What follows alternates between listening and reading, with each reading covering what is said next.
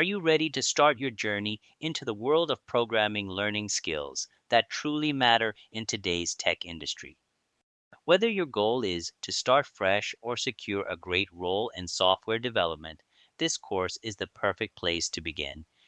Let me introduce you to Master the C Sharp Programming, a course built to take you from zero experience to writing solid C Sharp code with confidence. Welcome, everyone. In this beginner friendly course, we'll explore the essential programming concepts and guide you step by step through the C Sharp language using simple explanations and hands on examples. Whether you're just curious about coding or planning a serious career move, this course will give you the skills you need. My name is Imran Afzal, and I've been working in the IT field for over 2 decades. During this time, I've trained over 1 million learners across the globe through courses focused on clarity, practical learning, and real world projects.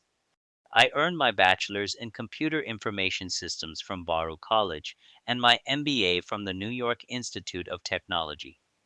In this course, you'll start by learning what programming really means and how languages like C Sharp are used in everyday applications. You'll set up your own development environment, write your first programs, and gradually master topics like data types, decision making, loops, methods, and object oriented concepts.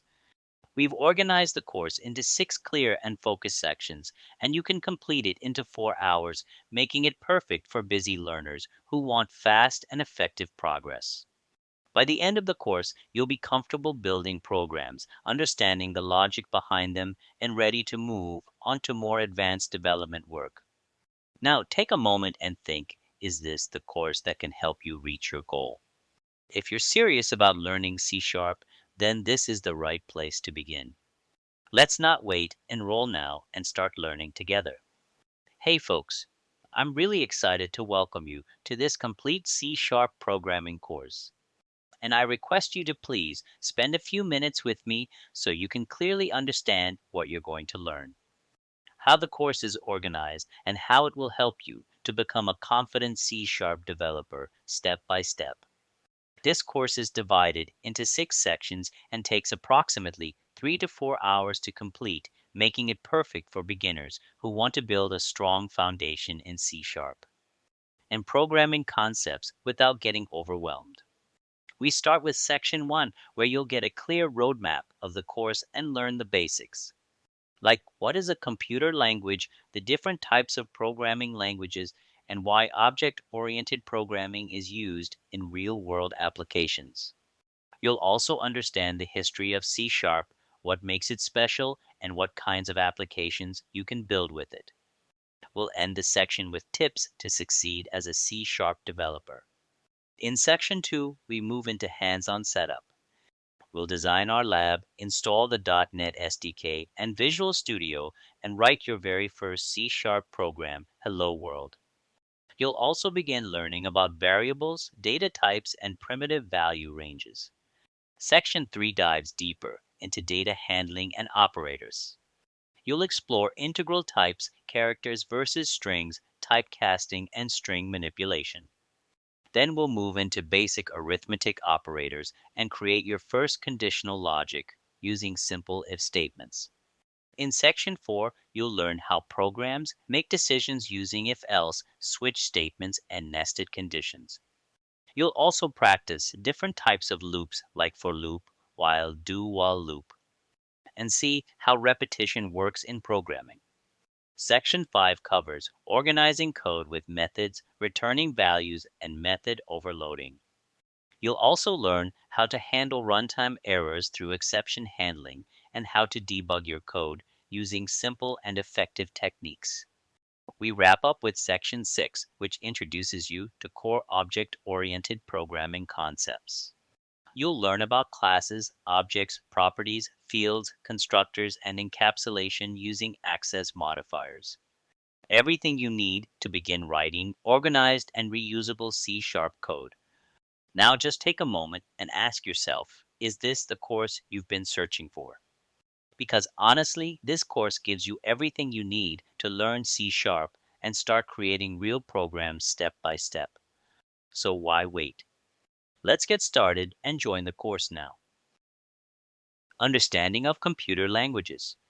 Before we explore the topic of C-sharp programming, first, it is very important that we understand what is computer language. Computer does not know any human language, so they don't know English, French, Chinese, or any language for that matter. It only understands zeros and ones. Computer language, that 0 and 1 language, it's called binary. Computers store all characters as numbers on hard because computer don't know what is hello or how are you is. Computer converts that into these number zeros and ones, and that's how it stores that into the hard disk. The process of converting that data into binary code is called encoding. Now, to better understand, let's visualize it. Now, where is that 0 and 1 comes from? Your computer runs on electricity. If you unplug the power or if your battery runs out of your laptop, your computer will shut down. So computer to transmits the data, to save that data, it actually uses 0 and 1. And that 0 and 1 concept came from the electricity. 0 means off and 1 means on. So this I or 1 that you probably see on your switch, if you go to your switch right now, and you're going to see one. On top or at the bottom depends which country you are in. So the 1 means that turn on, 0 means to turn it off. Similarly, the computer sends or saves the data on the computer or transfer the data through the zeros and ones. Now moving on, let's put it in an example of how it could translate a word into zeros and ones. There is a chart that's called a binary code chart. Each letter that we have has a number or a binary number associated with it. So like it has 1, 0, 0, 0, 0, 0, 1. B has 1, 0, 0, 0, 0, 1, 0, and so on. So now let's say if you type it in hello on your keyboard. Now, how your operating system or your computer is going to translate that into its processor or memory that, hey, this hello means these digits. So process it.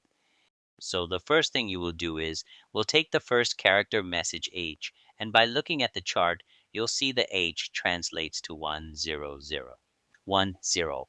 0, 0 meaning on, off, off. On, off. Off, off. Same thing, E translate to 1, 0, 0, 0, 1, 0, 1. LL. And O. O. 1, 0, 0, 1, 1, 1, 1. So that's like a cheat sheet the computer has, and computer knows that when the letter H comes in or E comes in, I'm going to have to translate into binary. And again, the binary is on and off.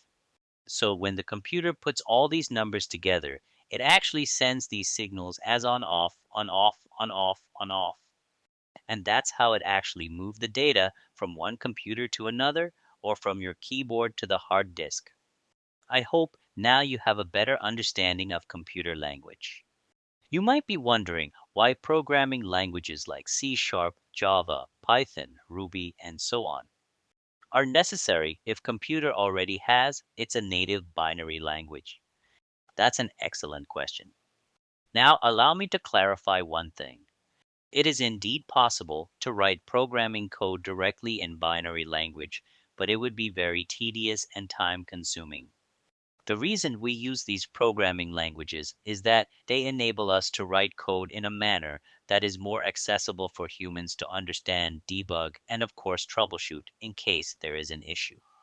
So ultimately, regardless of the programming language that you use, the code you write is executed by the computer hardware in the form of binary instructions. In addition, binary language is commonly known as low-level language. While other programming languages are referred to as high-level languages, it is important to note that the term low or high level do not imply any kind of ranking. Binary language is considered low level because it directly interacts with the computer hardware, while the other programming languages operate on top of it. When a higher level language communicates with a computer, there is an intermediary component that translated into machine or binary language. This essential bridge that you see, that middle piece between them, is known as a compiler software. So I hope this clarifies the concept of a computer's native language and why we utilize other programming languages. In the next video, we will cover some of the commonly used programming languages available. Types of programming languages. In this lecture, we will provide an explanation of the various types of programming languages. As discussed previously, programming languages are commonly categorized into two types, low-level and high-level. Low-level languages are designed to be understood directly by the machine and executed by the CPU. On the other hand, high-level languages are more user-friendly and resemble human language. By utilizing these high-level languages, programmers can write code more efficiently and effectively, reducing errors and saving time. Also, high-level languages are designed to be closer to natural language and allow programmers to express their intentions. So, coming back to the topic, there are various types of programming languages, each designed with different purposes and applications in mind. Here are some of the main categories. First one is procedural programming languages. In procedure programming languages, a program is divided into a series of procedures or functions that are executed in a sequential manner.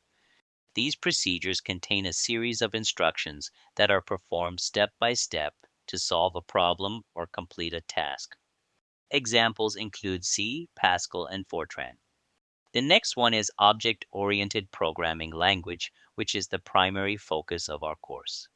The OOP, which is in short of object-oriented programming, organizes the code around objects. Now, what is an object? An object can be anything that you see around you. For example, a table, a chair, a phone, a glass, or even a cat, a game player, or even a button. It describes what a thing is and what it can do. Examples of these languages are like Java, C++, Python, C#, Ruby, PHP, and so on. I will cover the object-oriented programming in more detail in the next video. The next one is functional programming. Functional languages see computation as performing calculations just like a math. They focus on making things unchangeable and avoiding actions that can cause unexpected consequences. Examples include Haskell, Lisp, and Erlang. Then there are scripting languages. These languages are designed for scripting and automation tasks. They are often understood and processed as they are read, and they can handle different types of data without strict rules. Examples include Bash, shell scripting, or C shell, JavaScript, Perl, Ruby, and so on. Then going to the next one, which is the markup language. These languages are used to define the structure, presentation, and behavior of documents. They are not traditional programming languages, but are essential for web development. And examples of markup languages include HTML, XML, and CSS. Then we have query language. These languages are designed specifically for querying and manipulating database. SQL, which stands for Structured Query Language, is the most well-known example of such language, and there are some other ones. For example, domain-specific language, concurrent programming language, and logic programming languages. Object-oriented programming. In this lecture, we will discuss object-oriented programming in more detail, and I will try my best to explain it in a very simple way. In object-oriented programming, we mainly deal with objects. An object can be anything, like a person, place, or a thing. It has a specific structure and can do certain things. If you think about things that are not considered objects, we are talking about entities that don't have a clear shape or form and don't do anything specific. Examples of such non-object entities are emotions like happiness or abstract ideas like freedom. These things are not classified as objects because they don't have a physical structure and don't show actions in the same way as concrete objects do. Let me explain to you the object-oriented programming through an example.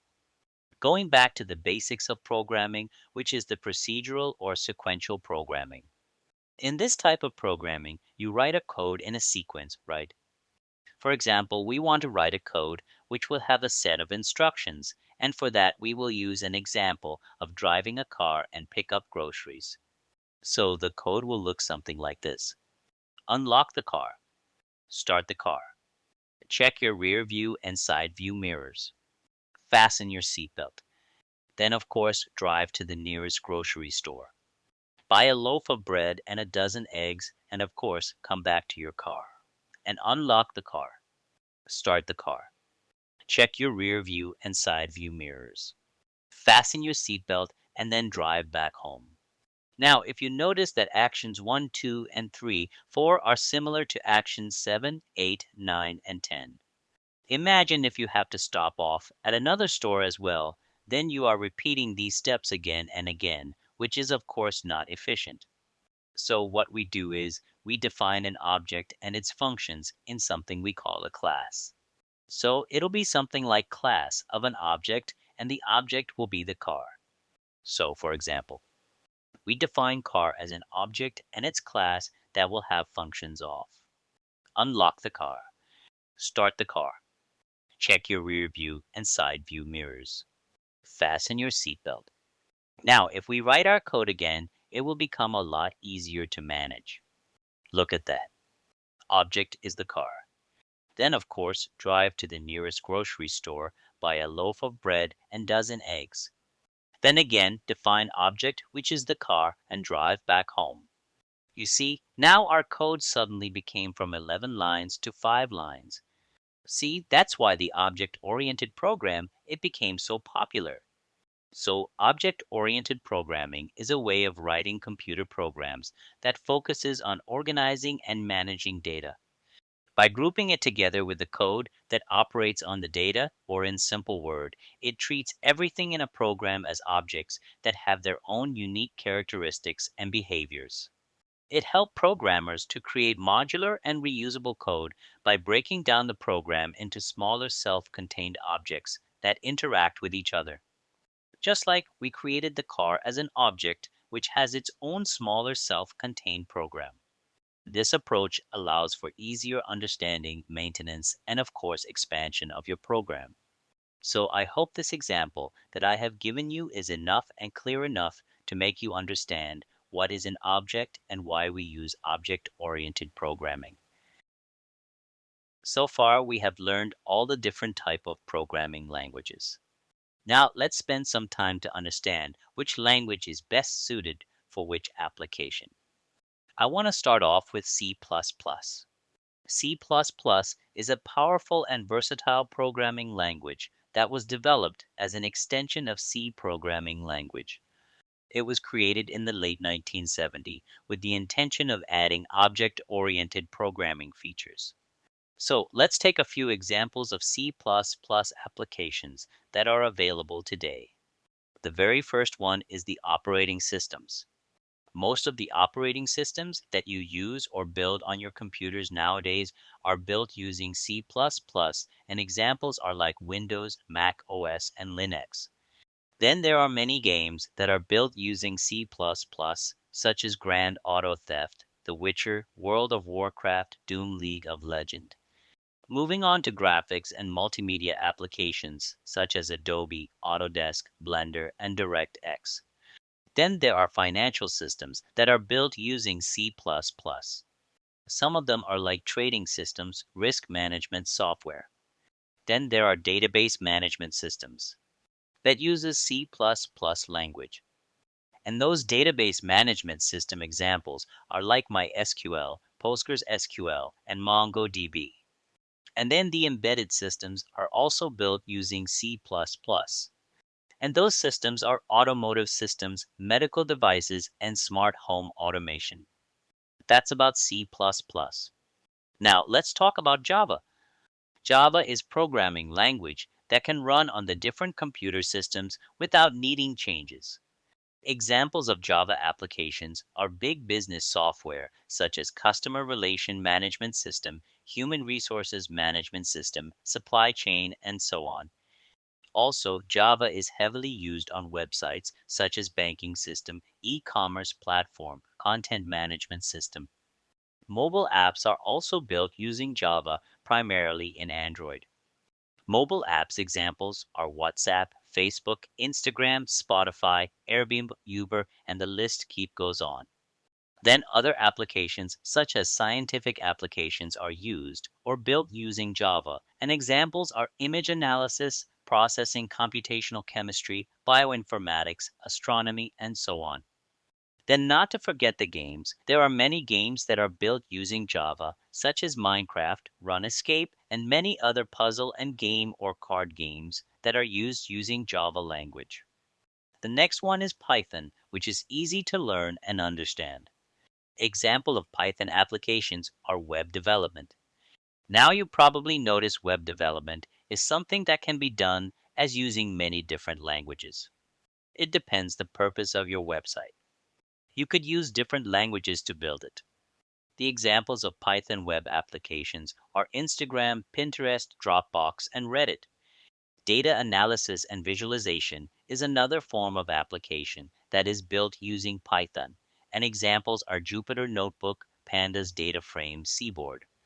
Then moving on, machine learning and artificial intelligence applications are built using Python, and some of them are image classification, virtual assistant, healthcare applications. Moving on to the list of applications using Python is scientific computing. Then we have automation and scripting application. We also have desktop GUI application that can be built using Python.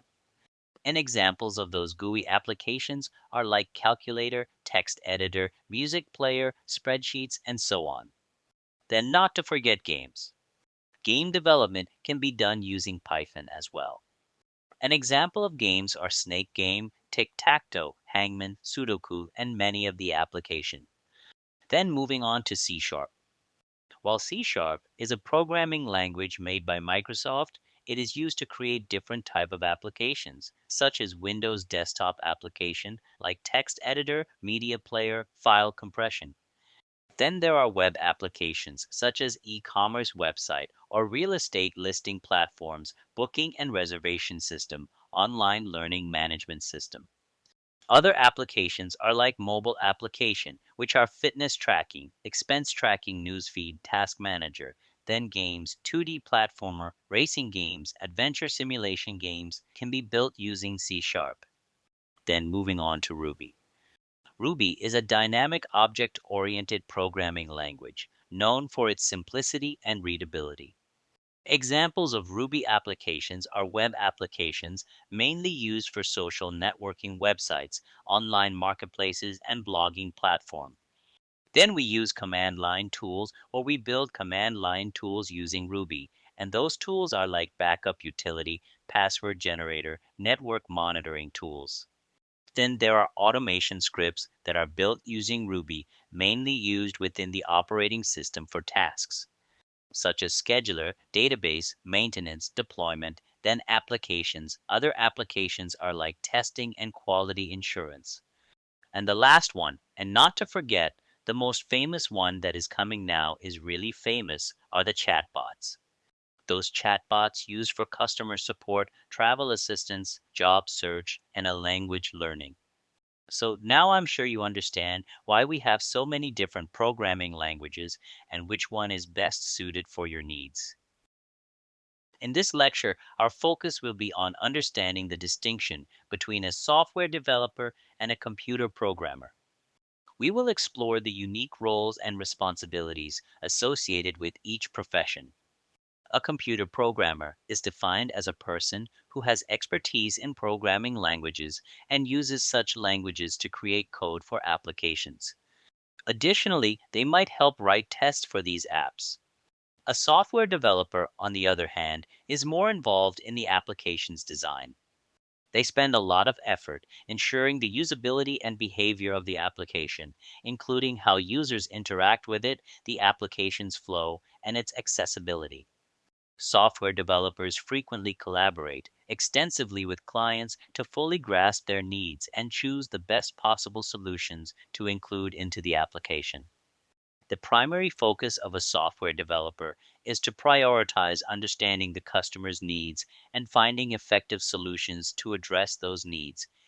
They place a strong emphasis on creating user friendly applications that effectively solve the customer's problem. Let's consider a scenario where ABC Bank is well-established financial institution recognizes the increasing demand for mobile banking services among its customer base. To meet this demand and provide customers with convenient and secure access to their accounts, ABC Bank decides to develop a mobile banking application. The project begins with a team of software developers in this scenario. They work closely with ABC Bank's product managers, business analysts, and user experience designers. They conduct user research, gather insights, and analyze customer needs and expectations from a mobile banking application.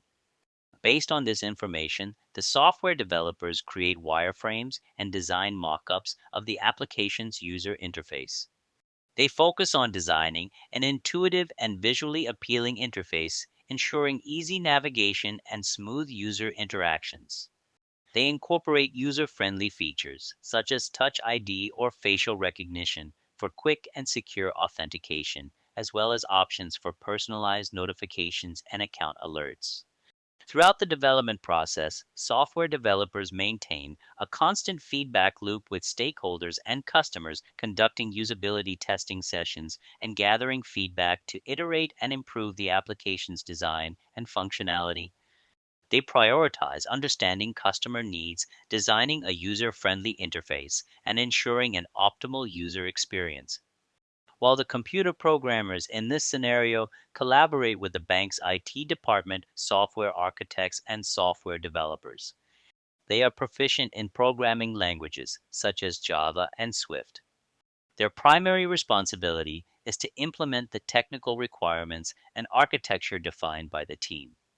The programmers start by creating the authentication module, enabling users to securely log into their accounts. They implement encryption protocols and establish secure connections with the bank's servers to safeguard sensitive information. They then focus on developing the core functionalities of the mobile banking application, such as displaying account balances, transaction histories, and e-statements, as well as integrating secure payment gateways for fund transfers. They ensure that the application adheres to industry standards and best practices to mitigate security risks. The computer programmers also work closely with the quality assurance team to write comprehensive test cases and conduct rigorous testing, including functional and security testing. They prioritize the technical implementation of the application's features, ensuring reliability and accuracy. The computer programmer specialized in writing code and implementing software functionality, focuses on programming languages, algorithms, and problem solving. Well suited for individuals who enjoy the technical aspects of coding and have a strong aptitude for logic and problem solving. While software developer has a broader scope, involved in multiple aspects of software development, works on requirements analysis, system design, testing, collaboration, and documentation in addition to coding. Ultimately, the best role depends on your personal preferences, strengths, and career goals. I hope you learned something useful in this lecture as well, and I'll see you in the next one. In this lecture, we will cover the introduction to C Sharp. It is written as C with a hash sign and pronounced as C Sharp. C Sharp is a programming language developed by Microsoft that runs on the .NET framework. It is an object-oriented programming language developed by Microsoft. C Sharp has its roots in the C family of languages, sharing similarities with C++ and Java. Therefore, it makes it easy for programmers to switch to C Sharp or vice versa. C Sharp is used to develop web apps, desktop apps, mobile apps, games, and much more. By running on .NET Framework, providing a strong environment for development. With .NET Core and later .NET 5 and beyond, C Sharp applications can run on multiple platforms, including Windows, Mac OS, and Linux as well. The first version of C Sharp was released in 2000, marking its beginning as a modern programming language. Over the years, C Sharp has evolved with new features and enhancements, aligning it with the needs of developers and industry trends. Its syntax is expressive and easy to understand, making it a popular choice for developing various types of applications. It offers strong type safety, helping developers catch errors at compile time rather than runtime. C Sharp utilizes automatic memory management, relieving developers from the burden of manual memory management. C Sharp integrates smoothly with other Microsoft technologies such as Azure Cloud Services and SQL Server databases. Microsoft offers powerful development tools like Visual Studio and Visual Studio Code tailored for C Sharp development. These tools provide a plethora of features including debugging, code refactoring, and IntelliSense enhancing productivity and code quality. I hope you learned something useful in this lecture as well, and I'll see you in the next one. In this lecture, we will go over how C Sharp evolved. The story of C Sharp starts in the late 1990s when Microsoft wanted to solve problems in making software and used new technologies. It's a myth that the development of C Sharp started by Microsoft, being inspired by the C language simply because of its first letter, which is C. In fact, Microsoft drew inspiration from Java, not C, for the development of C Sharp. Therefore, its design and syntax are more closely aligned with Java. Java's widespread success was due to its simplicity, object-oriented features, and ability to run on different platforms. Recognizing this success, Microsoft decided to create their own language, C Sharp, with similar capabilities to compete with Java. The reason behind the development of C Sharp by Microsoft is to be a modern, easy to use programming language that works well with the .NET framework. They wanted to fix problems in other languages like C++ and Visual Basic. They aimed to make it safer and better for building all kinds of apps like ones for the web and businesses. The initial development of C Sharp began within Microsoft's developer division led by Anders Hejelsberg, a famous Danish computer scientist known for his work on Turbo Pascal and Delphi. They created C Sharp while also making the .NET framework, which helps build and run programs on Windows. The initial development of C Sharp took approximately 18 months. So the Anders Hejelsberg played a central role in the invention and development of C Sharp. He, along with his team at Microsoft, worked tirelessly to design and refine the language. C Sharp was first released to the public as part of the Microsoft Visual Studio .NET Beta 1 program in 2000. Since then, it has become one of the most widely used programming languages in the world, particularly for building Windows applications, web applications, and enterprise software. I hope you learned something useful in this lecture as well, and I'll see you in the next one. In this lecture, we will explore the origins of the name C Sharp and the reasoning behind Microsoft's choice for naming its programming language. So, the name C Sharp for the programming language, developed by Microsoft, is a clever play on musical notation and the heritage of the C programming language. Here's the breakdown. In music, the sharp symbol, which is the pound or hash sign, denotes that the pitch of a note is raised by a half step. The use of the sharp symbol in C sharp symbolically indicates that the language is a higher or sharper version of C, implying enhancement or advancement. Now let's go over the relation of C sharp with C and C++ programming languages. C sharp is conceptually related to the C programming language and its object-oriented successor, C++.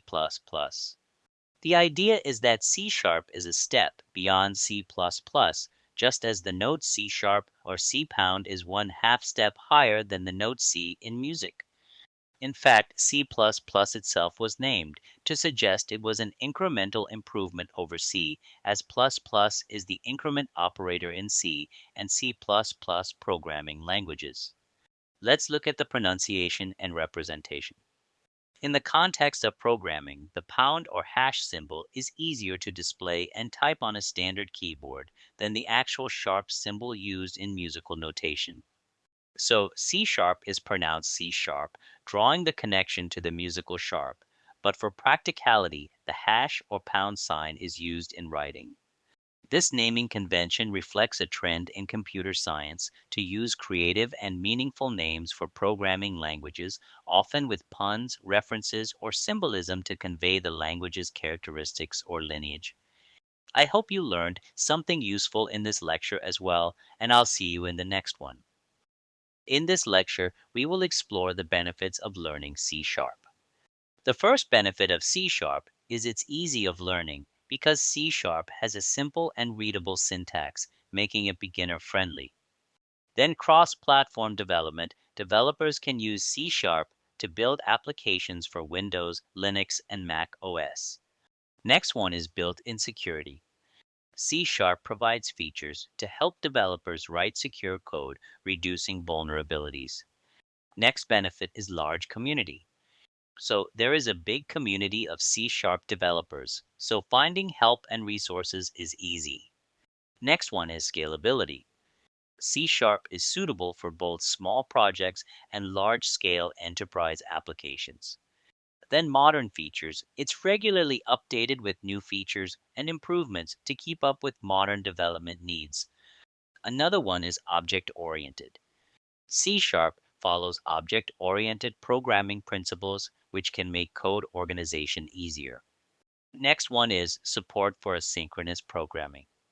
C sharp makes it easy to handle tasks that run asynchronously, means performing tasks independently of the main program flow, allowing other operations to continue while waiting for a response or completion of the asynchronous task. Finally, the main benefit of C sharp is its versatility because it allows developers to build a wide range of applications, from desktop software to web applications, mobile apps, and even games, all within a single language and ecosystem. I hope you learned something useful in this lecture as well, and I'll see you in the next one. In this lecture, we will explore what can be built using C sharp programming language. So, as we discussed in our previous lecture, that the main benefit of C sharp is its versatility, because it allows developers to build a wide range of applications, from desktop software to web applications, mobile apps, and even games, all within a single language and ecosystem. So, we will start with desktop applications development. By using C sharp, we can create desktop applications for Windows computers with frameworks like Windows Presentation Foundation or Windows Forms. We can design built-in user interfaces that provide easy navigation and interaction for users. Next one is web applications development. C Sharp is widely used for developing dynamic web applications and web services with ASP.NET. ASP.NET provides a robust framework for building web applications that are scalable, secure, and efficient. We can create interactive web pages, web APIs, and server-side logic to handle requests and process data. ASP.NET also supports various web technologies like HTML, CSS, and JavaScript, enabling the development of modern and responsive web experiences. Then mobile apps development. Xamarin allows us to develop cross-platform mobile applications using C Sharp. With Xamarin, we can write code once and deploy it on multiple platforms, including iOS, Android, and Windows Phone.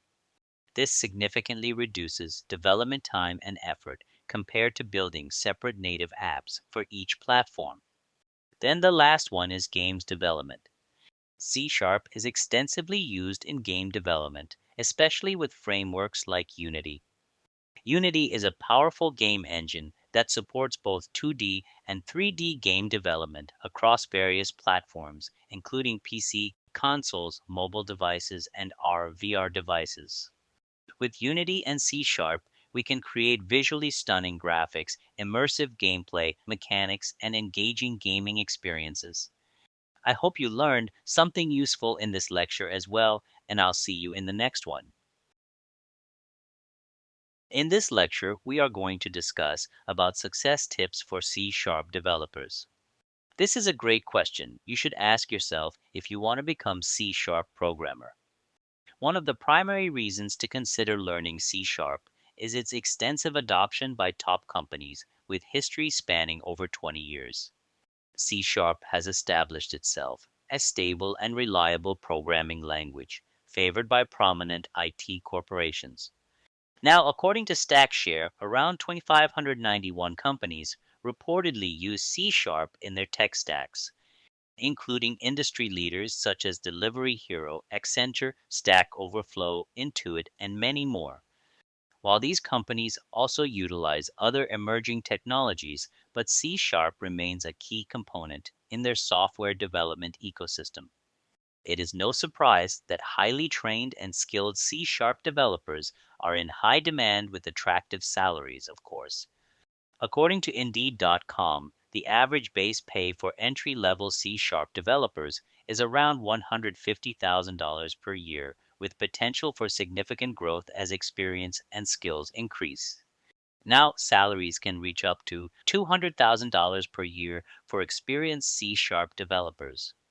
According to Stack Overflow, that conducted a survey in 2023, C# consistently ranks among the most popular programming languages.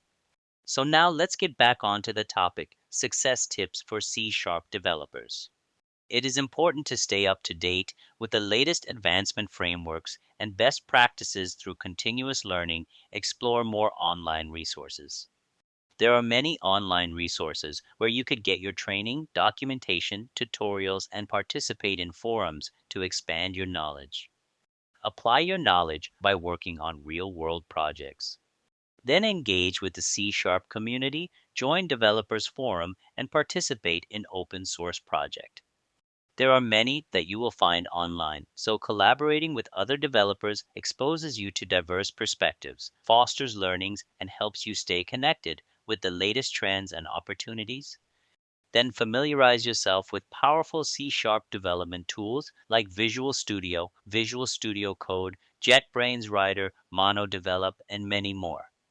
Now these IDEs offers a wide range of features that streamline the development, debugging, and code maintenance, ultimately boosting your productivity.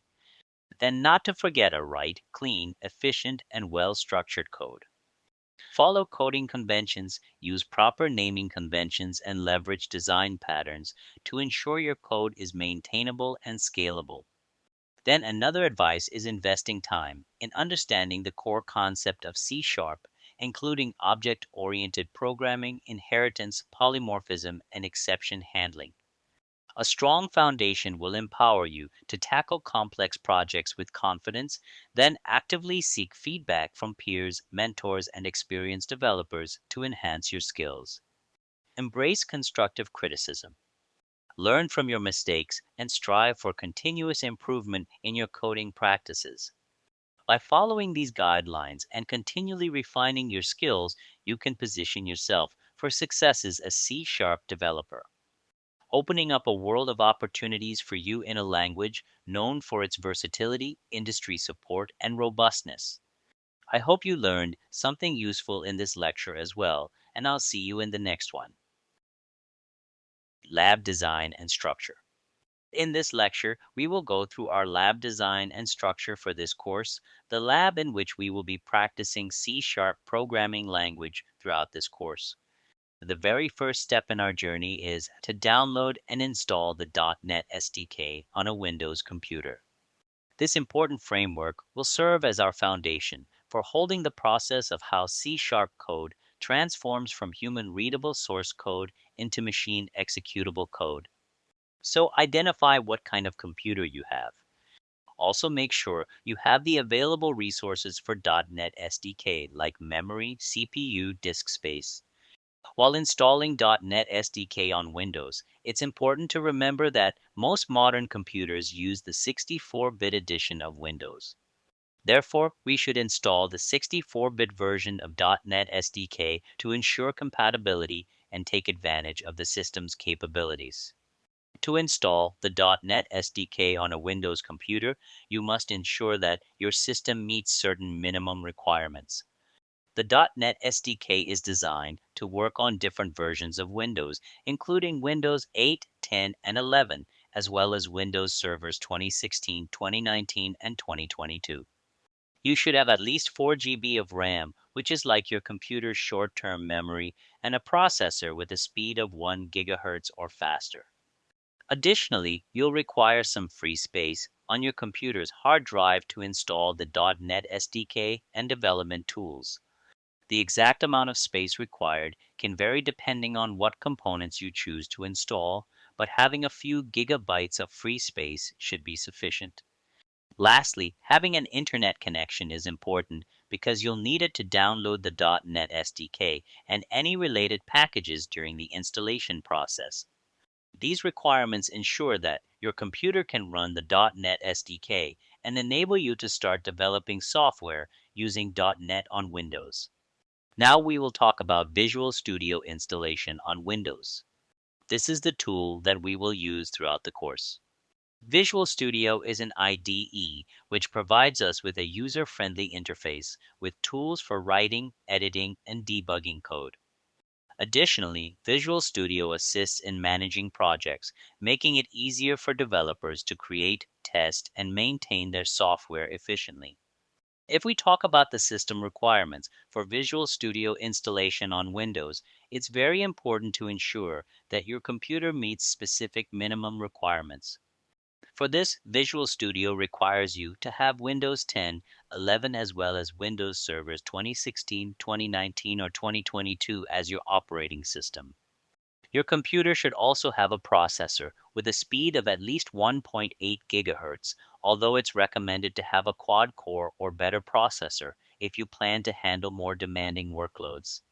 In terms of memory, a minimum of 2 GB of RAM is necessary, but it's strongly recommended to have 8 GB or more for smoother performance.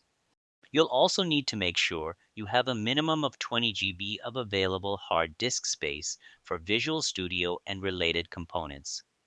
For an even better experience, it's highly recommended to use a solid-state drive to enhance performance.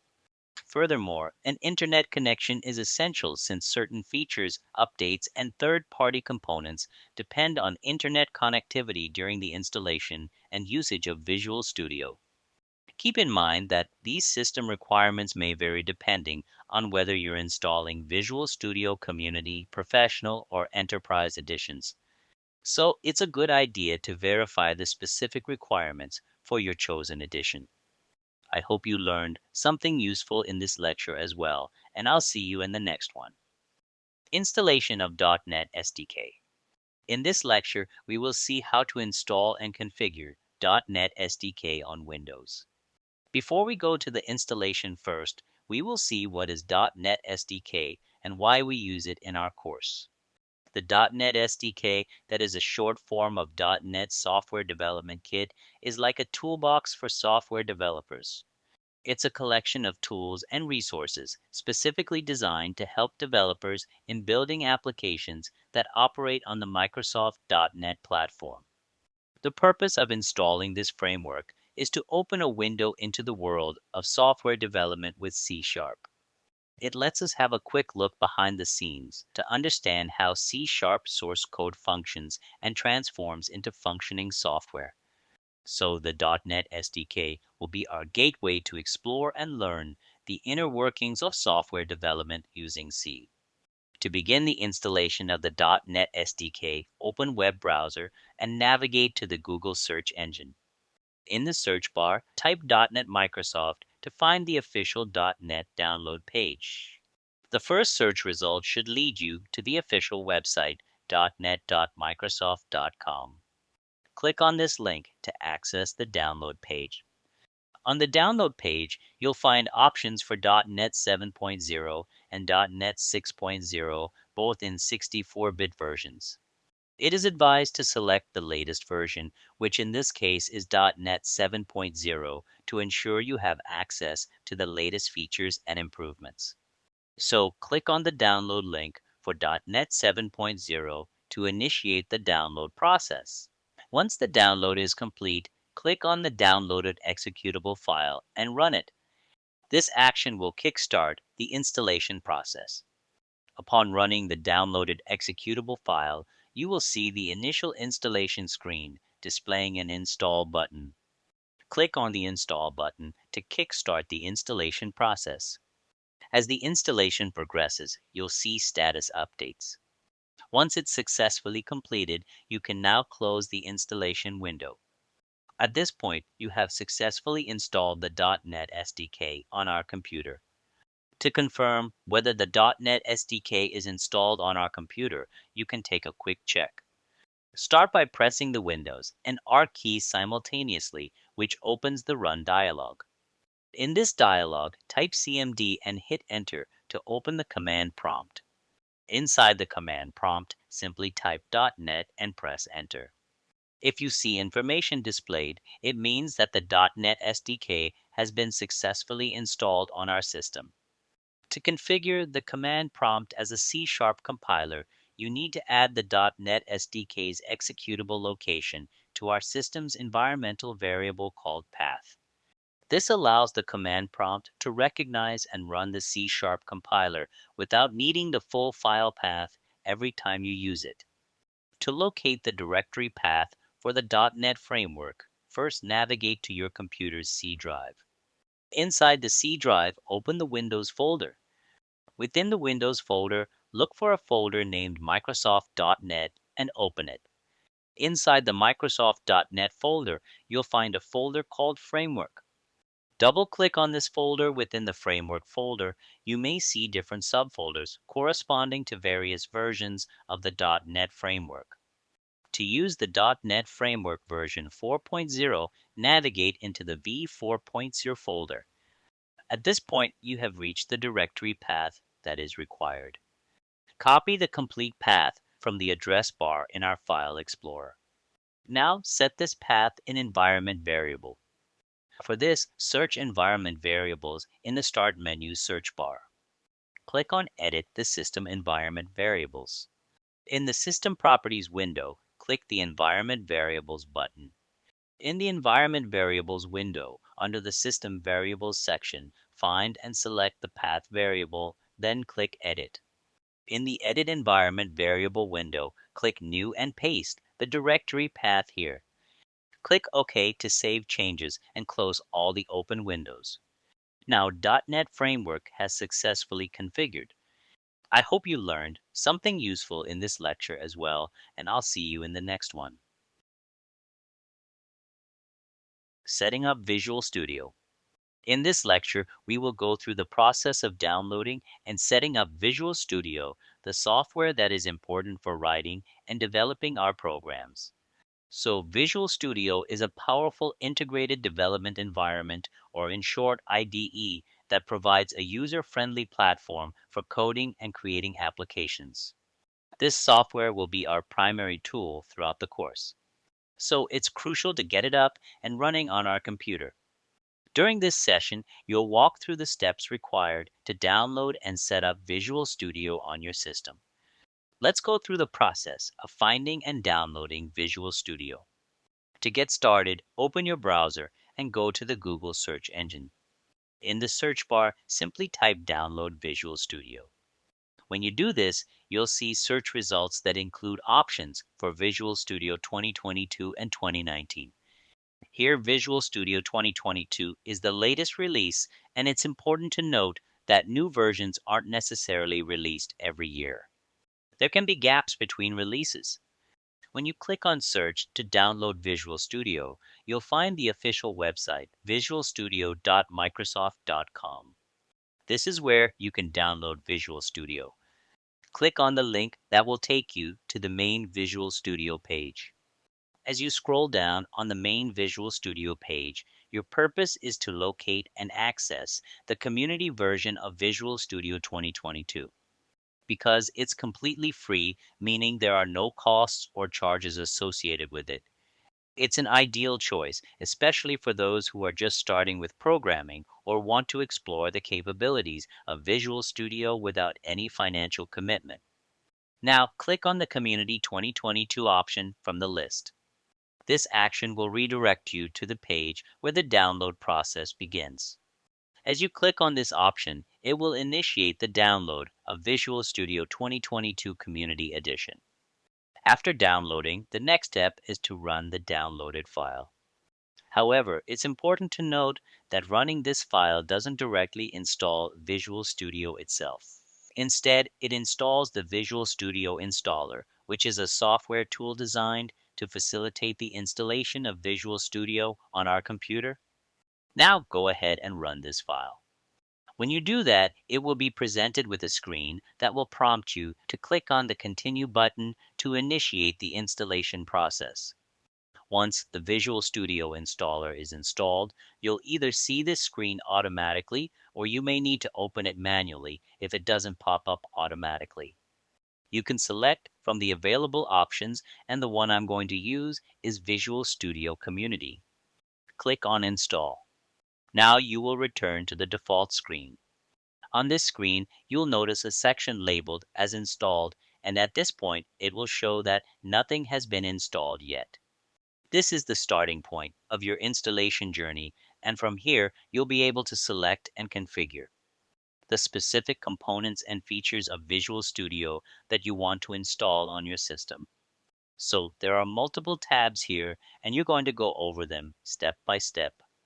But first of all, let's look at what you have on the workloads. So you can see you have cloud options here or workloads that you can add. For example, ASP.NET, Web Development, Node.js, Python, and Azure. So if you need any of those, you can install them. However, these will be advanced topics that you won't need at the beginning. Desktop and mobile applications will be relevant because you're going to specifically write WPF applications. So now you can go over to the Individual Components tab here. You will find all of the components that you can select and deselect. For example, you could even go ahead and install super old .NET Core runtimes, such as 3.5 or any other. But the latest one is .NET 6.0, so the naming convention has changed over time. Now select version 6.0 long-term support. So you can obviously install whatever you want from here, but I would recommend you to not just leave the default except for this one setting that I just showed you here. Now, if you want to install other language packages, feel free to do so. By default, in my case, English is selected, but you can use any of the given language packages here and install them if you prefer. You can also change the installation location. As you download the cache, you can see where the shared components will be located.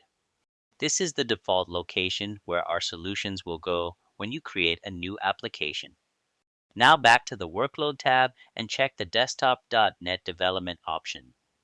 And let's go ahead and click on Install, and this will then install Visual Studio Community 2022. This will take a little while until the installation is complete.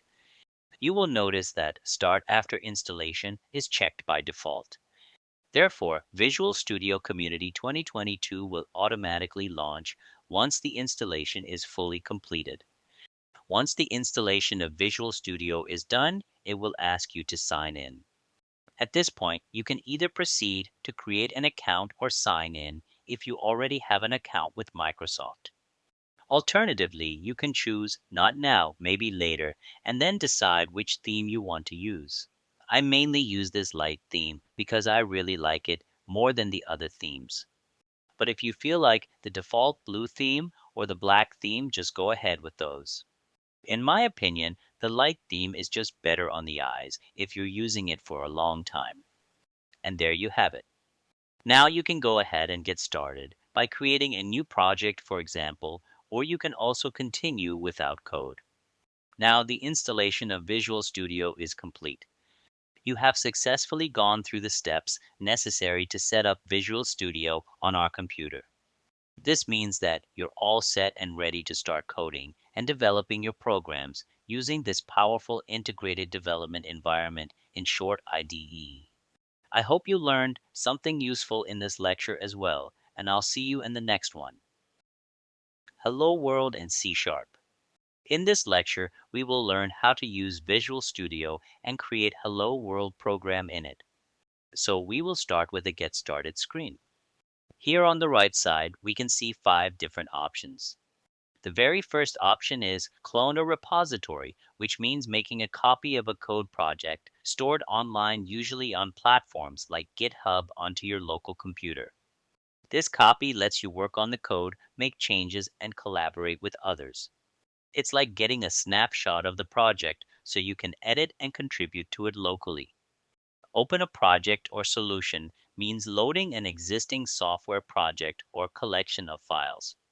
Then open a local folder means selecting a folder on your computer's storage. It's like opening a folder in your file explorer.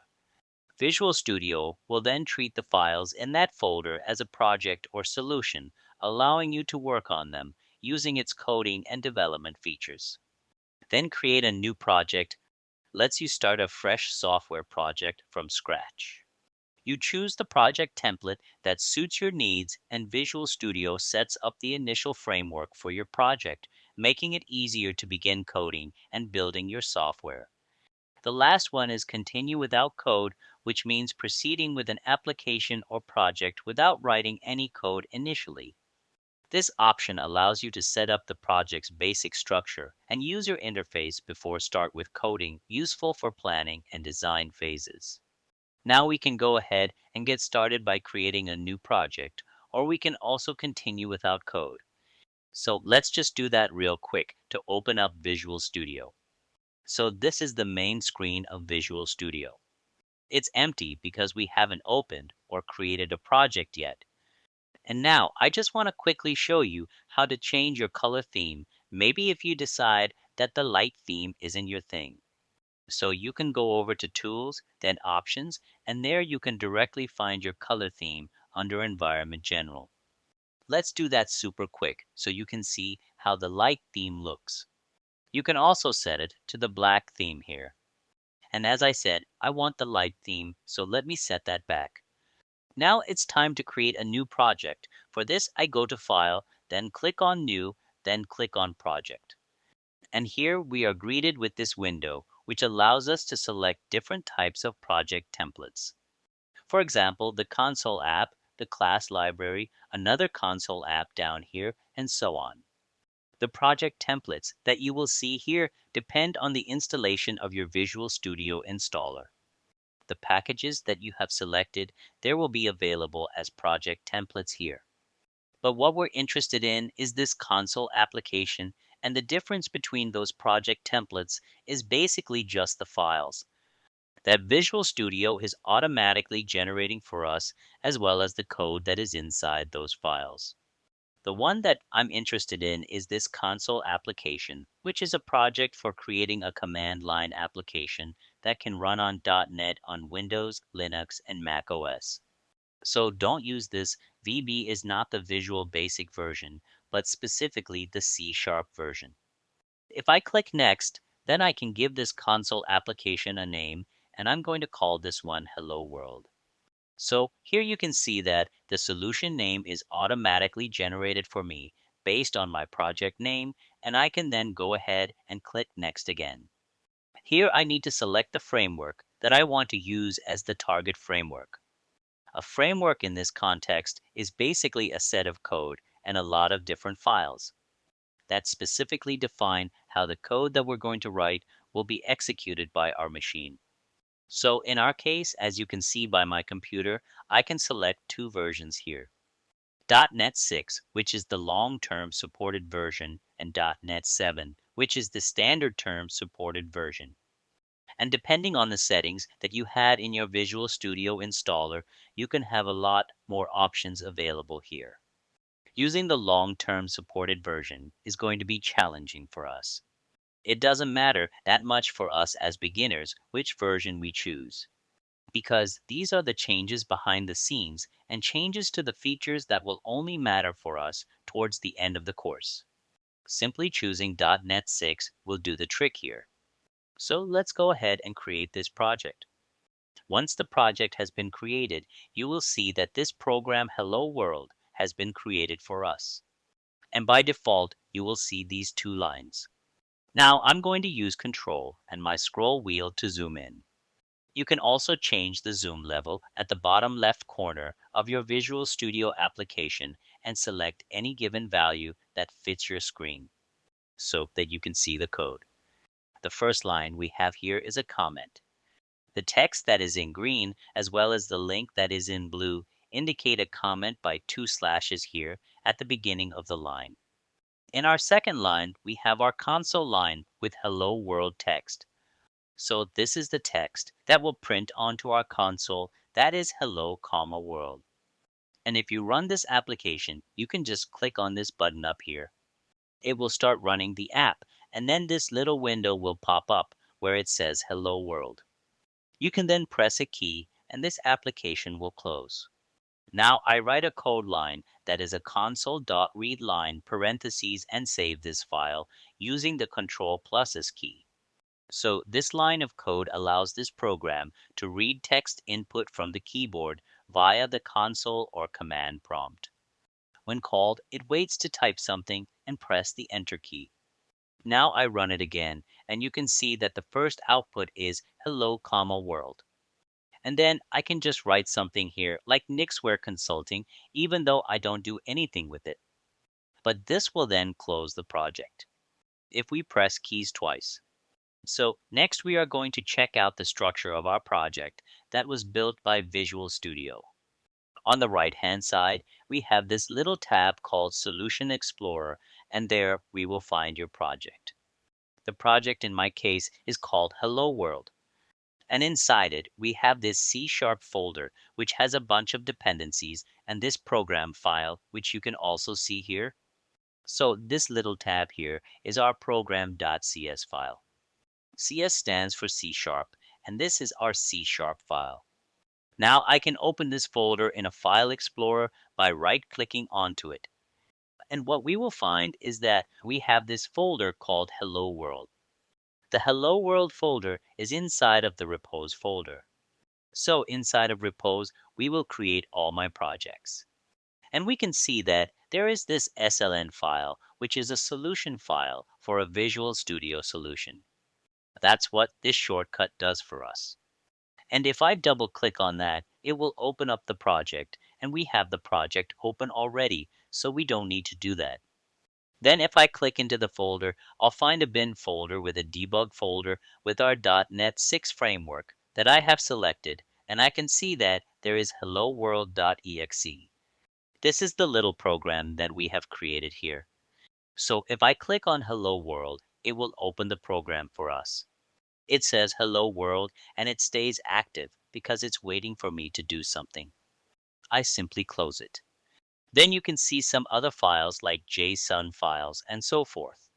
So a bunch of stuff that is automatically generated for us, and that's inside of bin debug folder is here. Now we have the object folder where we again see a few JSON files. Again, a debug folder targets all kinds of files that are created for us and our CS project. And then we have this program CS file, which is a C# source file. We can open it with different kind of editors, for example, with your default editor, and then you will see that our code is automatically in here as well.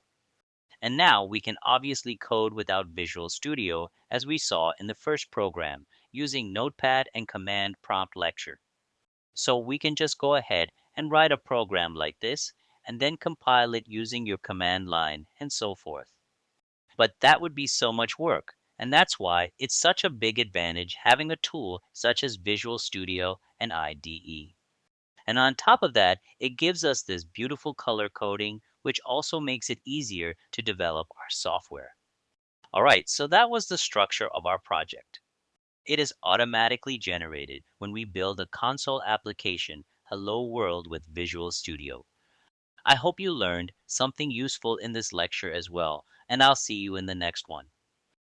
Variables and data types. In this lecture, we will discuss variables and data types in C#. In simplest terms, a variable acts as a container that can hold a value. Think of it like a box where we put something inside. What makes variables powerful is that we can change what is inside the box. So initially, if we put an apple inside the box, we can later decide to replace it with an orange. In the world of programming, this flexibility is useful because it allows us to work with data and information in dynamic ways. It enables our code to adapt and respond to different situations. In short, variables give us the ability to store and update information. Furthermore, it is important to understand that variables can only contain the type of data for which they are designed. For example, if you are at a restaurant and you get a cup of coffee with a slice of cake, but you will need the right tools to enjoy your snack. A cup is perfect for holding coffee, and a plate is the right choice for your cake. You will not try to put cake into the coffee cup, it just will not fit, and other people might find it a bit strange. Now, think of variables in the same way.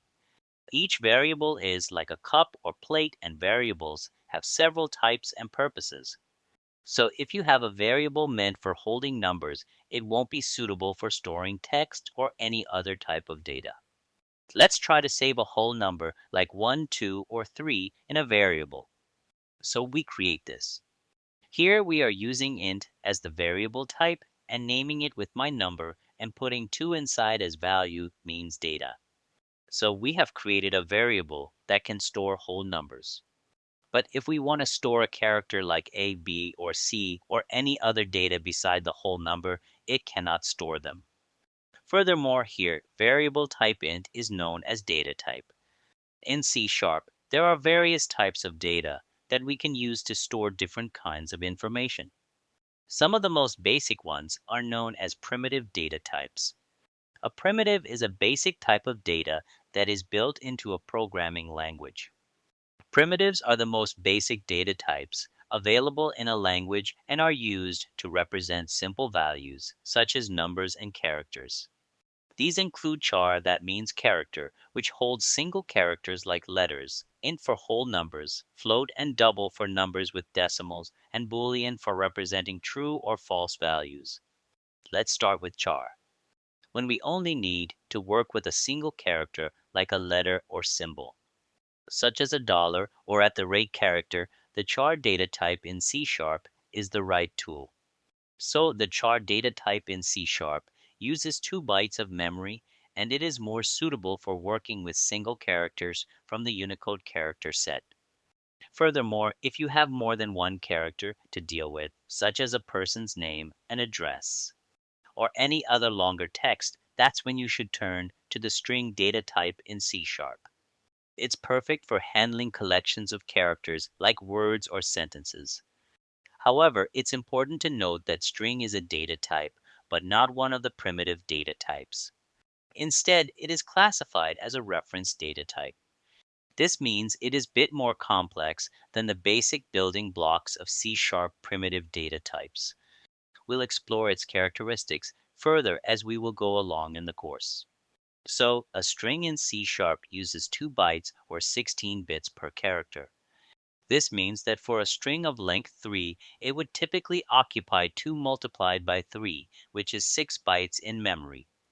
Next, the most important data types to focus on for now are float and double in C#. These are especially valuable when dealing with numbers that have decimal parts like the mathematical constant pi. The primary difference between them is the amount of memory they occupy. Float uses 4 bytes in memory, whereas double uses 8 bytes. This means that double offers more precision and allows for more significant digits and accuracy.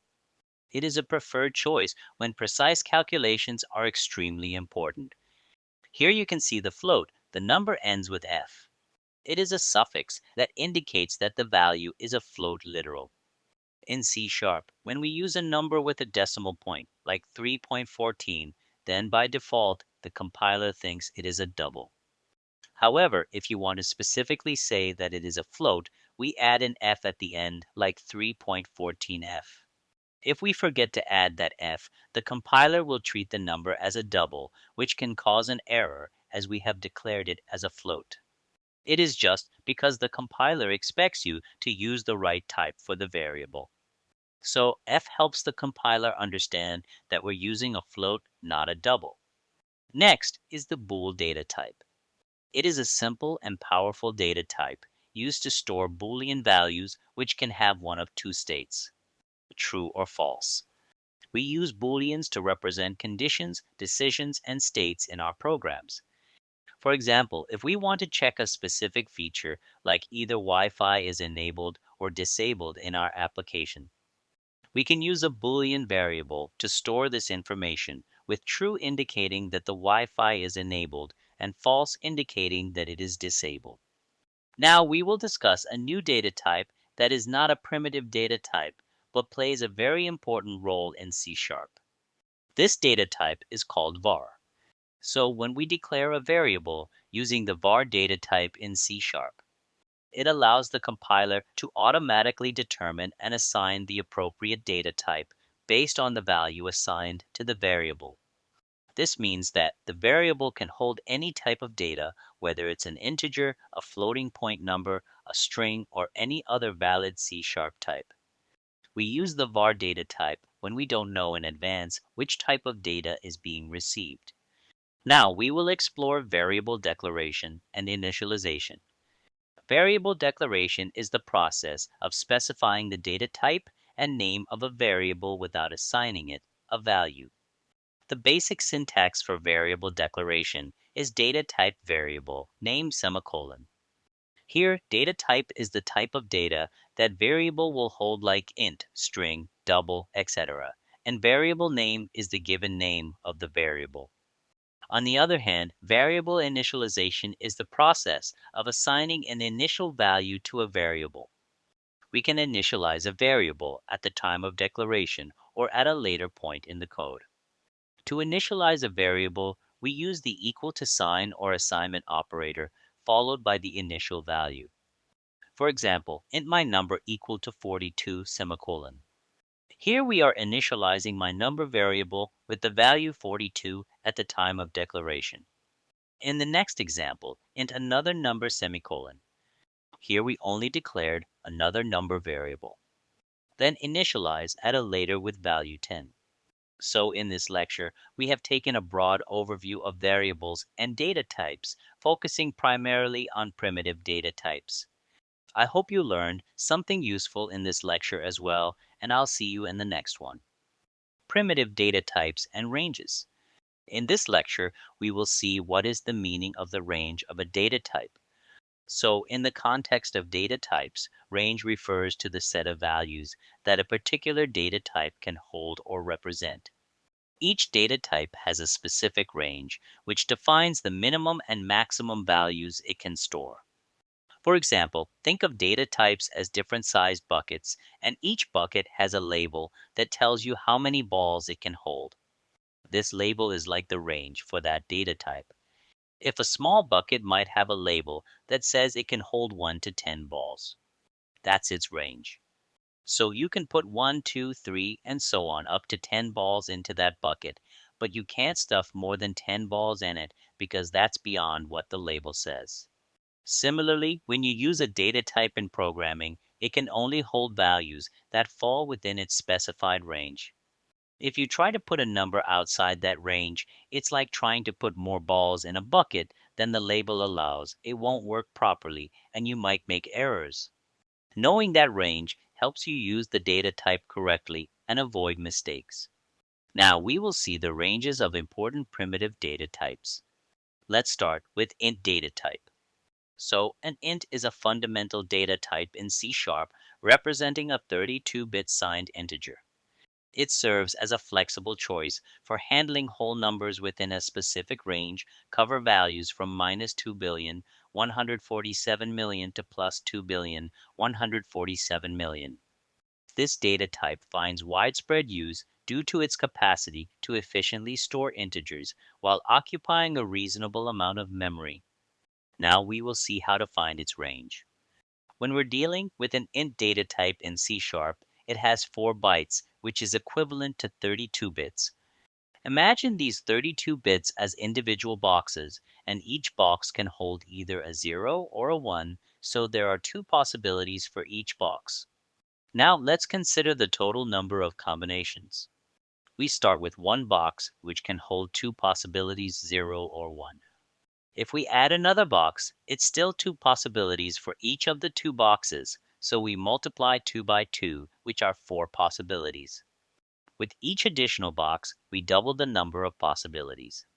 So for 32 boxes, which representing 32 bits in an int, the total number of combinations becomes 2 powers 32, which equals 4,294,967,296, which is total range of int, but here another concept is used, that is unsigned and singed integer.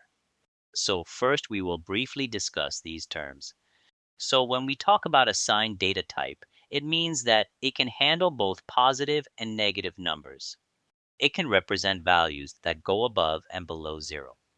The common primitive integer data types in C#, like char, int, float, and double, are signed. On the other hand, when we say a data type is unsigned, it means it can only represent non-negative values, which are positive numbers or zero. C# doesn't have any built-in unsigned data types, so we can't directly use unsigned values in C# programs. This means we're restricted to working with positive numbers or zero when using these data types, and we can't represent negative values. Now we divide the range of an int into two parts.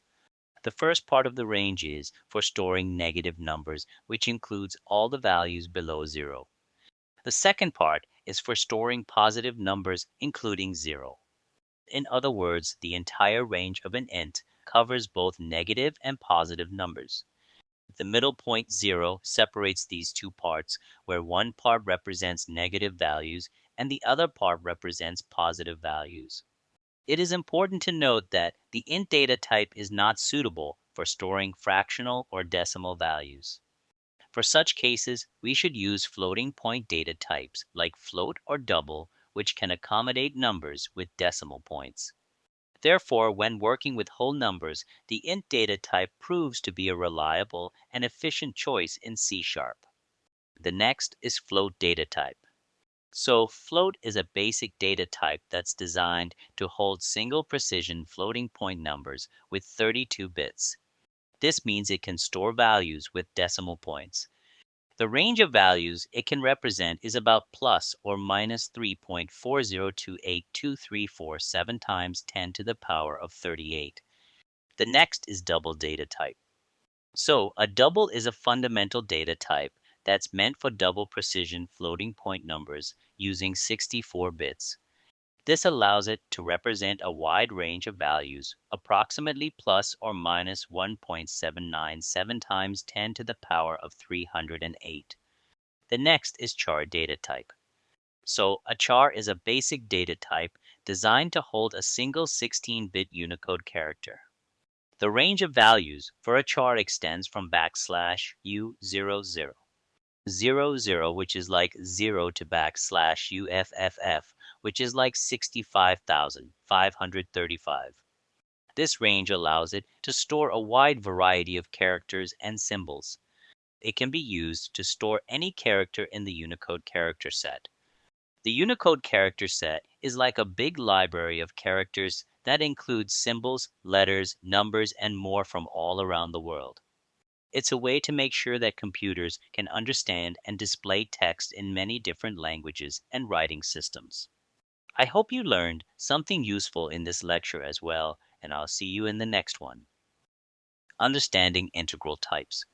In this lecture, you will learn about some more primitive data types in C#. So we already discussed the most commonly used data types like int, float, double, boolean, and char. Like these data types, byte, short, and long are also primitive data types. We already discussed signed and unsigned data types. So these data types are also signed and unsigned. Let's start with byte. So the byte data type is used to represent unsigned 8-bit integers.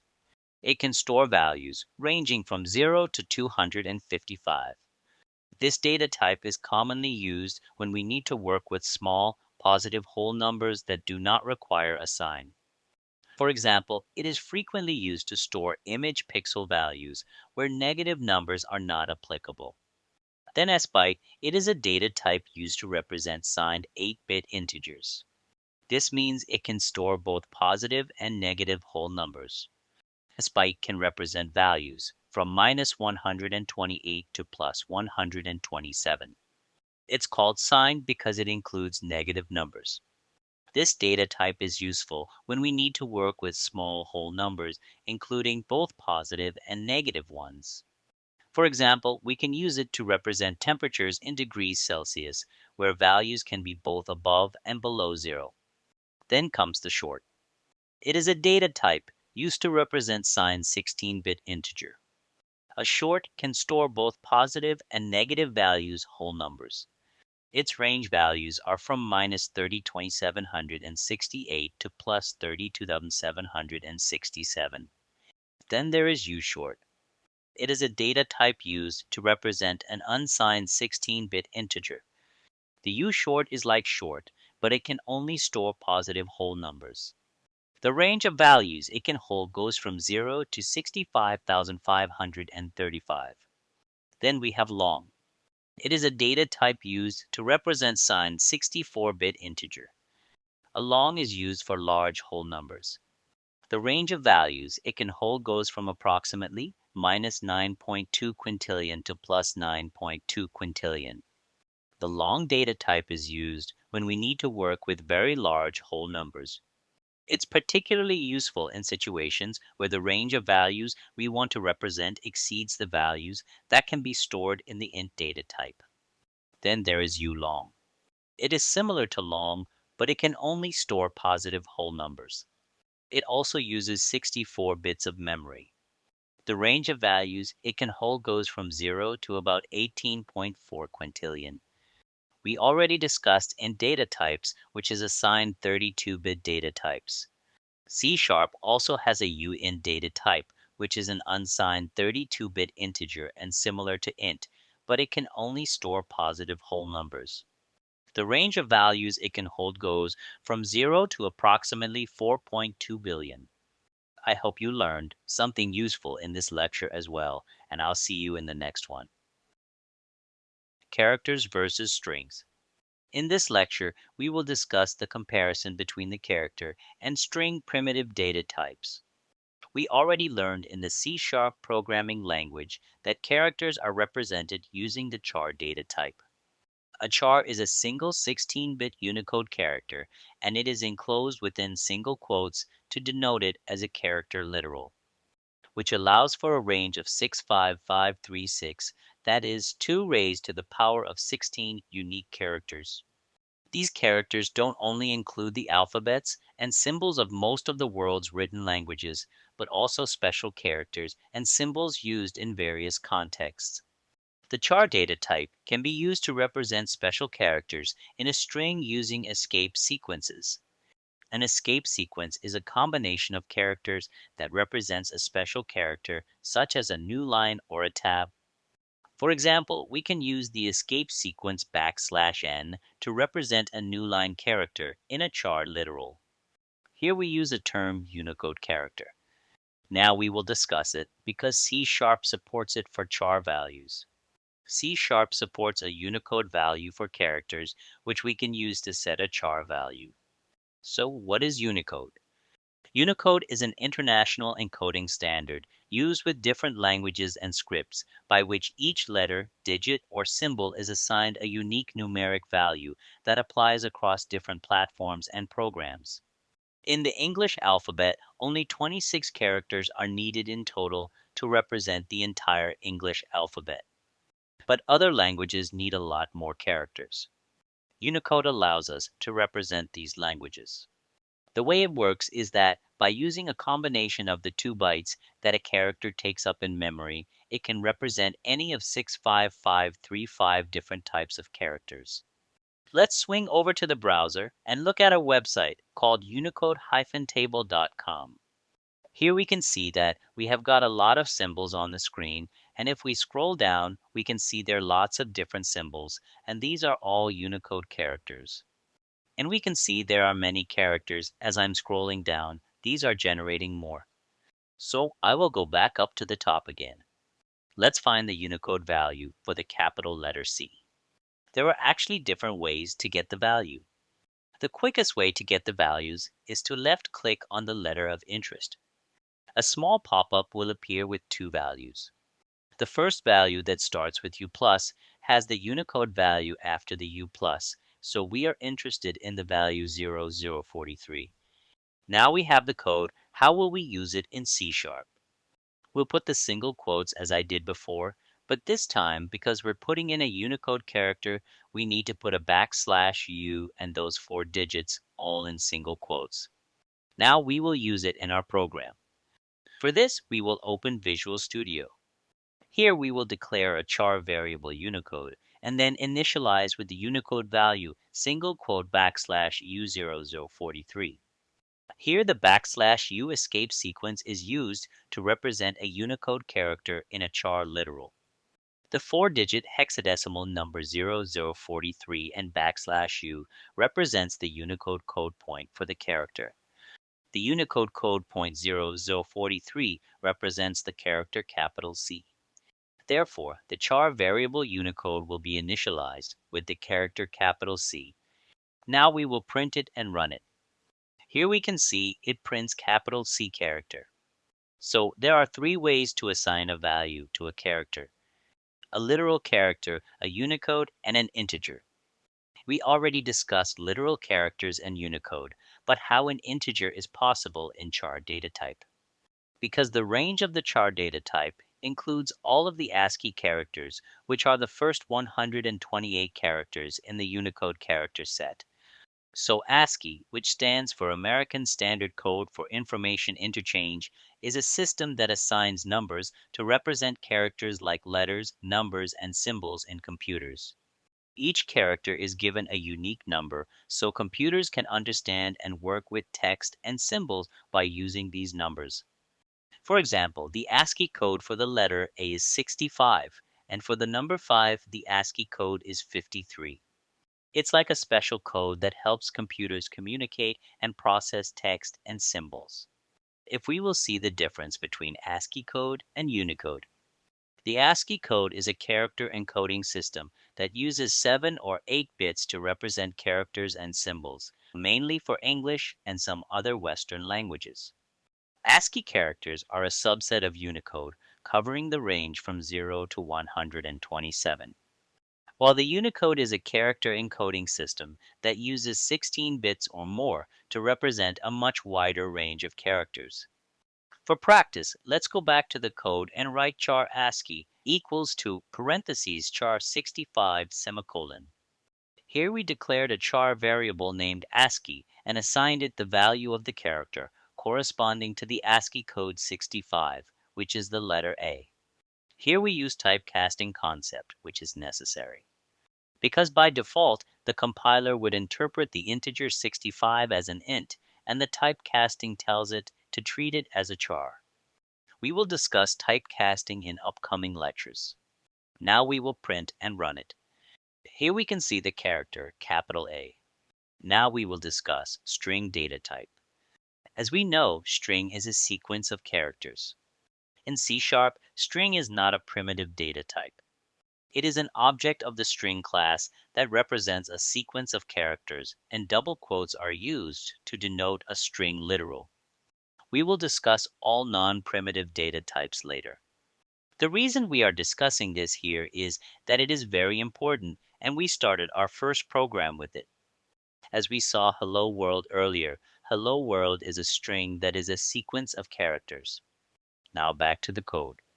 Here we will declare 3 string variables S1, S2, and S3 and initialize them with the values that are hello, world, and program respectively. Then print them one by one using the console.writeLine method. Then run this program. Here we can see that it prints 3 strings: hello, world, and program. Here we can see that we use 3 console.writeLine method for 3 strings. If we want to use them in a single console.writeLine method, then we will use concatenation concept used in C#. Concatenation in C# is like combining or joining different pieces of strings together to create a single longer string. It is like putting 2 or more words or phrases next to each other to make a sentence. For this, we use the plus sign to concatenate or join strings together. So first we will comment on these last 2 console.writeLine methods here, and then in the first console dot write line, we write concatenation sign plus and then variable s2, then write plus, then variable 3s3. Now we run it. Here is the output. All the text is in the same line with no spaces. So now we will concatenate space between these variables using double quotes, then give space in the double quote. Now run it again. Here we see that the spaces are added. I hope you learned something useful in this lecture as well, and I'll see you in the next one. Casting between data types. In this lecture, we will talk about the type casting concept in C#. So, casting in C# is the process of converting one type of data to another. There are two types of casting in C#: widening casting and narrowing casting. Widening casting is a type of casting that converts a smaller data type to a larger data type. This is also known as implicit casting. For example, converting an int to a double. To see an example, open Visual Studio. Now, if we create two variables, one of which has an int data type and the other of which has a double data type, then you can see that we create both variables with different data types in a single line. This is possible in C# because we use a semicolon at the end of both variables, and a semicolon ends a statement. So here double variable has an automatically assigned value of 0.0. If we declare a variable with no value, the C# compiler will assign it a default value of 0 in the case of int. When we declare a character variable as empty, the default value is \000. So the value of I is an int with a value of 123. Now we assign the value of I to the double variable d without the need for explicit casting. Because widening casting is allowed in C#, this is possible because the range of values for the target data type, which is double, is larger than the range of values for the source data type, which is int. As a result, the value of I can be safely converted to a double without the risk of data loss. Now print the double variable and run it. Here is the output. Look at another example. Now we create two variables, short s and int j. The value of the variable s is a short with a value of 100. The value of s is then assigned to the int variable j using widening casting. Here, the short data type is being converted to an int data type, because the range of values of int is larger than the range of values of the short. As a result, the value of s can be safely converted to an int without the risk of data loss. Now print the int variable and run it. Here is the output. See this example to convert char to int. For this, create two variables, char c and int k. The value of the variable c is a char with the value of a. The value of c is then assigned to the int variable k using widening casting. The char data type is being converted to an int data type. So the value of c can be safely converted to an int without the risk of data loss. Now print the int variable and run it. Here is the output. It's important to note that the value of c is not converted to the character a, but rather to the ASCII value of a, which is 65. This is because C# stores characters as 16-bit unsigned integers, with each character being assigned a unique ASCII value. As I previously told you, ASCII stands for American Standard Code for Information Interchange. It is a character encoding standard that represents characters using 7-bit integers. ASCII was originally developed for use with teletypes and is based on the English alphabet. It includes codes for upper and lower case letters, numbers, punctuation marks, and a few special characters. In C#, ASCII codes can be used to represent characters in a char data type. For example, the ASCII code for the letter A is 65, and then we would assign the value A to the variable C. We can also use the char cast to convert an ASCII code to a char data type just like this. Int ASCII code equals to 65 semicolon, and then write char ch equals to parenthesis char ASCII code semicolon. In this example, the value of ASCII code is an int with a value of 65. The value of ASCII code is then cast to a char and stored in the variable ch. The resulting value of ch is a. Now print the int variable and run it. Here is the output. It's important to note that ASCII is a limited character encoding and does not support characters from other languages or symbols. Unicode, which uses a larger number of bits per character, is a more modern character encoding standard that supports a wider range of characters. Now we will discuss the next type, that is narrow casting. Narrow casting is the type of casting that converts a larger data type to a smaller one. This is also known as explicit casting. For example, converting a double to an int. It's important to note that casting can result in data loss if the value of the data being converted is not within the range of the target data type. For example, if we try to cast a double with a value of 3.14 to an int, the decimal value will be lost and the resulting value will be 3. So we create two variables, float f and int a. The value of f is a float with a value of 3.14f. The value of f is then cast to an int and stored in the variable a. Now print the int variable and run it. Here is the output. Be careful that C# does not automatically check if a value fits within the range of a variable, because it is the responsibility of the programmer to ensure that the values assigned to variables are within the appropriate range. For example, if you have an int variable with a range of -2147483648 to 2147483647, it is up to you to make sure that the values you assign to the variable fall within this range. If you try to assign a value that is outside of the range of an int, you will get an error. This is because C# is a statically typed language, which means that the data type of a variable must be known at compilation time.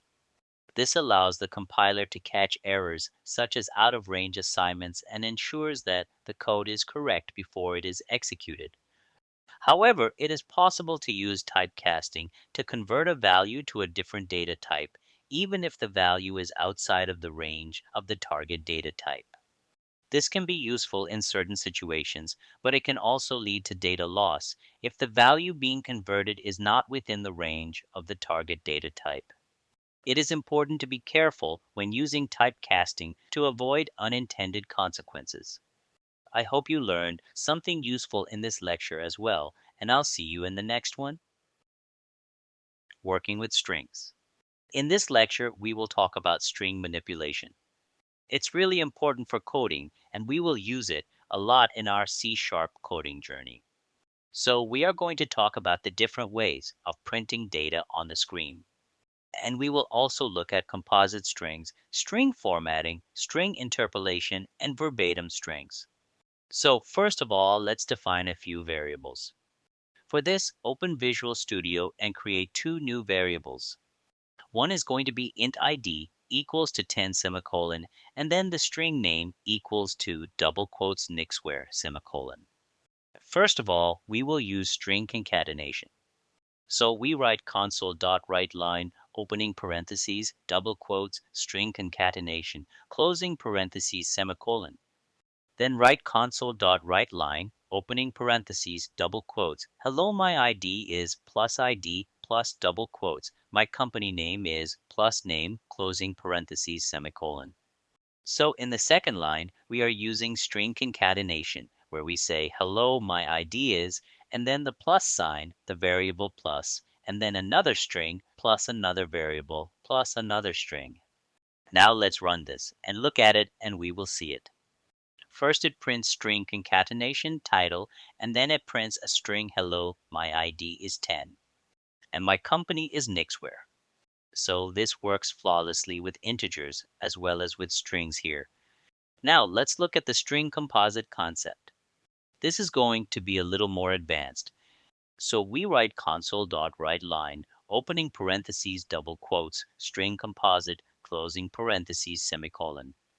Then write console.writeLine, opening parentheses, double quotes. Hello, my ID is curly braces, 0, comma. My company name is curly braces, 1, comma, ID, comma, name, closing parentheses, semicolon. Here curly braces 0 and curly braces 1 are called the placeholders that serve as markers for where the variables ID and name. When this string is printed, the placeholders will be replaced by the actual values of the variables ID and name. So here ID holds the value 10 and name holds the value Nixware. The string will appear as hello, my ID is 10. My company name is Nixware. Now let's run this, and here we can see string composite. Now let's look at string interpolation. So for this, we write console.writeLine, opening parentheses, double quotes, string interpolation, closing parentheses, semicolon. Then write console.writeLine, opening parentheses, $sign, double quotes, hello, my ID, curly braces, ID, comma, my company name is, curly braces, name, comma, ID, comma, name, closing parentheses, semicolon. So string interpolation uses the $sign at the start. It will allow us to write our variables like this, where we directly used variable name instead of having to use indexes. But variables at the end are not necessary. So we can leave it out and run the code, and we can see that it works the same way. Now let's look at verbatim strings. So first add verbatim strings as title. After that, we add some large lines of text in the console.writeLine method. So for verbatim strings, we need to use the at and tell the compiler to take the string literally and ignore any spaces and escape characters like the backslash. Now run it. Here is the output.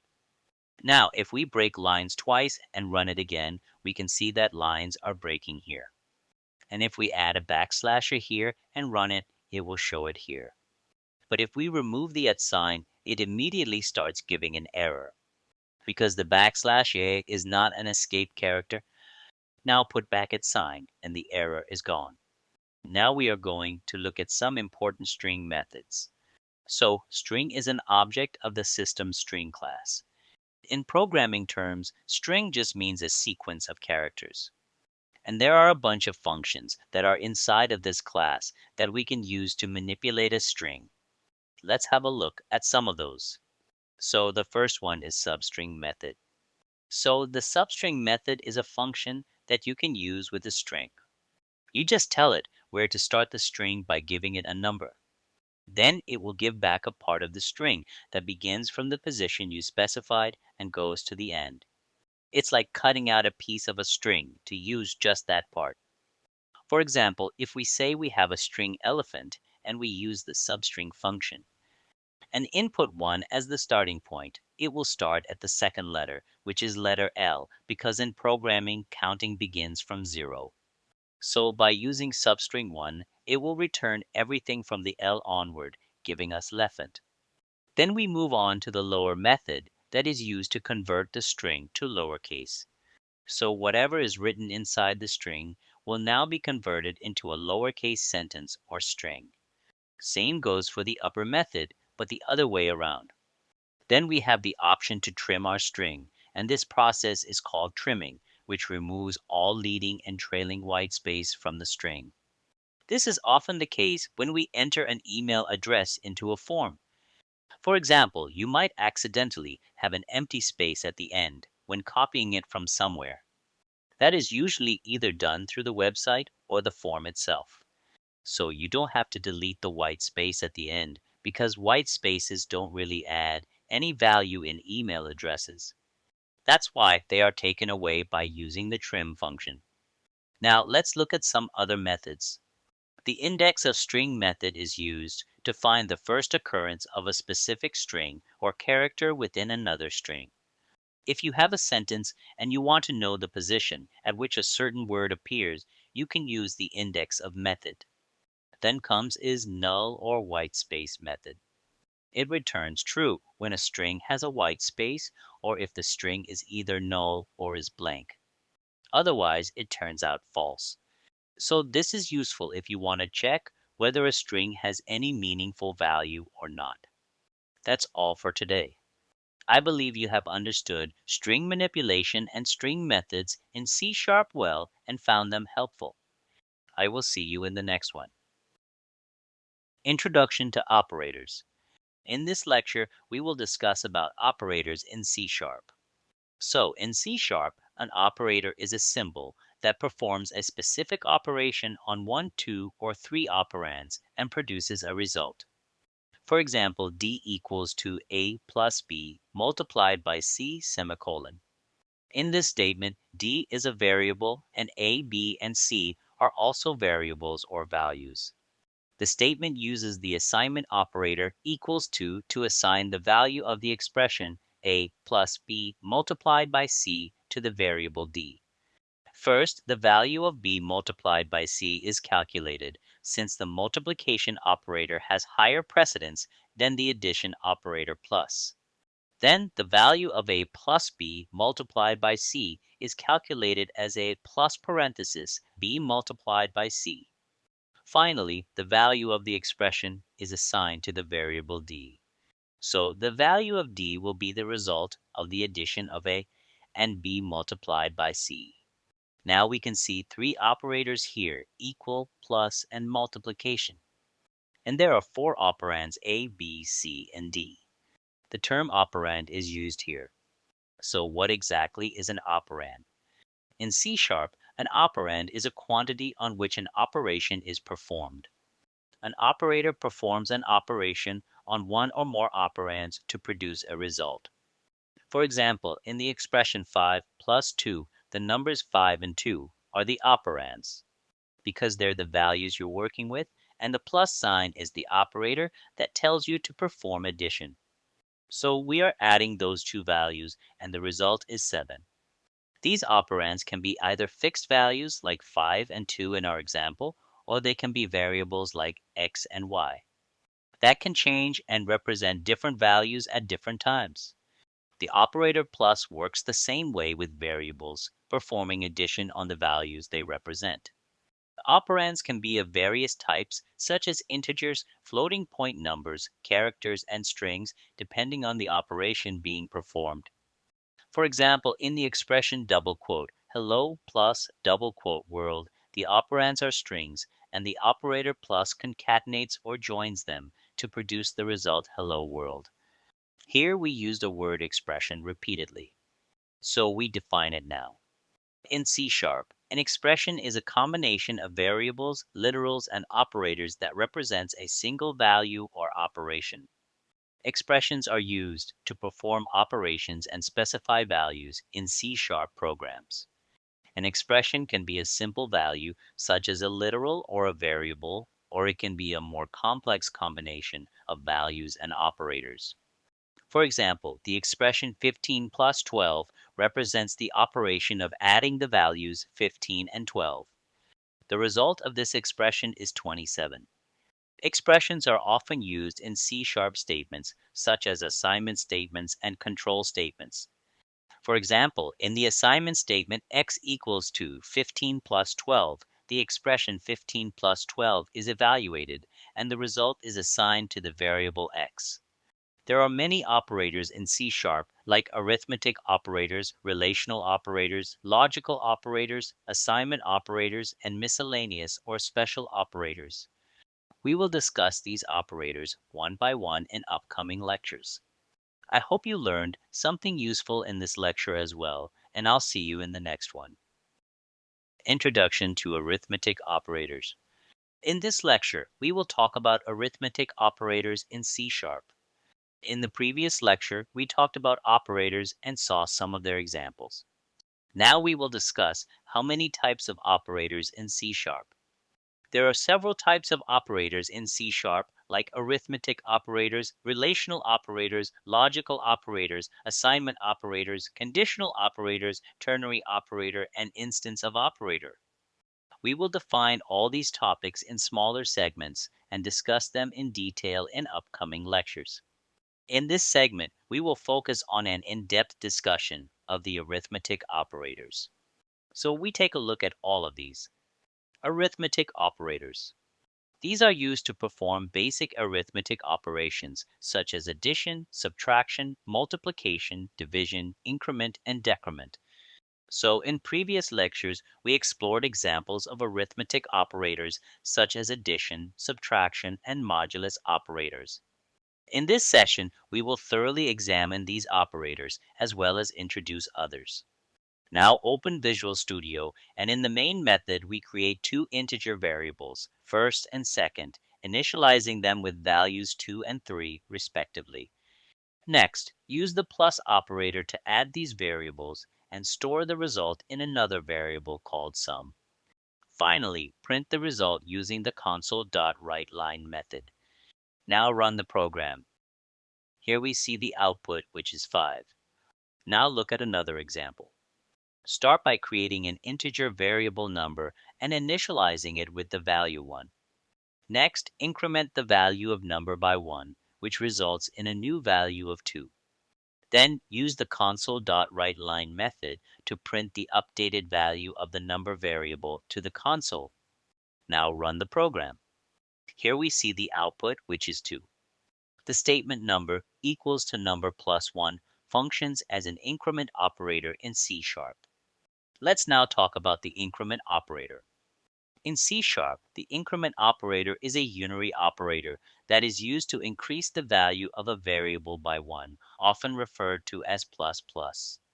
There are two types of increment operators in C#: the postfix increment operator and the prefix increment operator. The postfix increment operator increases the variable's value by 1, but this increment takes place after the variable's value has been used in the expression. Let's say we have int x equals to 5, and then int y equals to x plus plus. In this case, y first takes the value of x, which is 5, and then x goes up to 6. Now, when we use the prefix increment operator, it adds 1 to x before using it in an expression. So with int x equals to 5 and int y equals to plus plus x, here x immediately becomes 6 and y gets the new value of x, which is also 6. There is another way to increase a value by 1 is by using the compound assignment operator with the plus sign. In C#, the plus equals to operator is used for this purpose. It adds the value on the right to the value on the left and updates the left-hand variable.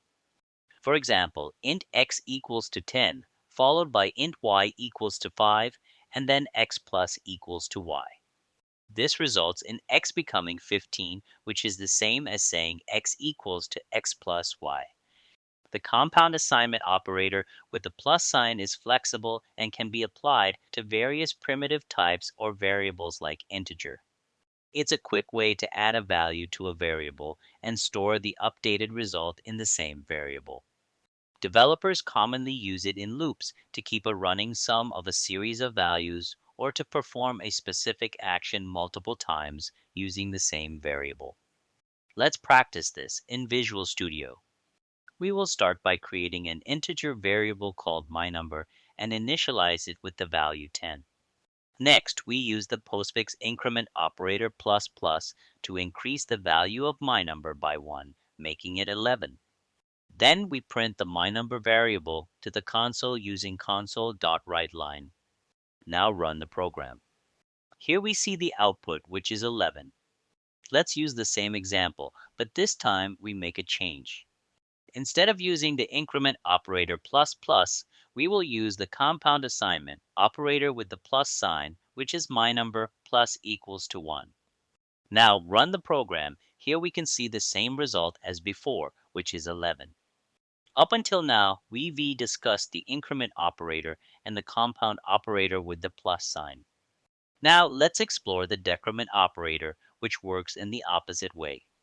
The decrement operator, like the increment operator, is used to change the value of a variable, but it decreases the value by 1. For instance, let's say we have an integer variable x, initially set to 10. When we use the decrement operator minus minus x, x becomes 9. In addition to the decrement operator, we can also use it with various arithmetic operator signs like plus, minus, multiply, and division. We have already practiced using the compound assignment operator with the plus signs. Now let's take a look at the compound assignment operator with the multiply sign. To do this, well, head back to Visual Studio. Now back to the code. Here we have two variables, x and y, which are declared and initially set to the values 2 and 3 respectively. Then we use the compound assignment operator and write x multiply equals to y semicolon. It stores the result back in x. This makes x equal to 6, while y remains unchanged at 3. Now we print the value of x to the console. Now run it. Here we see the output, which is 6. Next, let's explore the compound assignment operator with the division sign.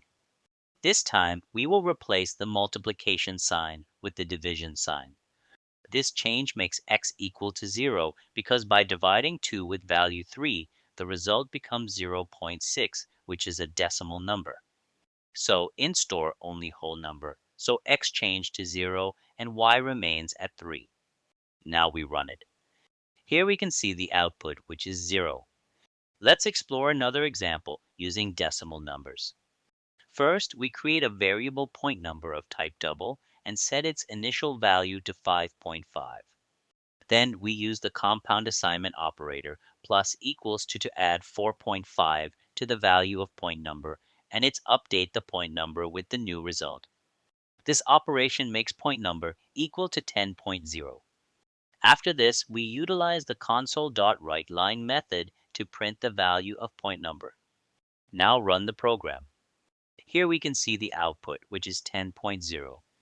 I hope you learned something useful in this lecture as well, and I'll see you in the next one. Conditional statement, if-then. In this lecture, we will discuss conditional statements, which are if-then statements in C#.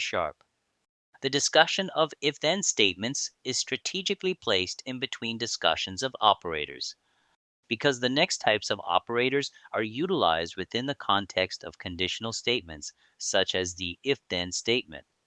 In detail, we will delve into the discussion of if-then statements in the upcoming sections.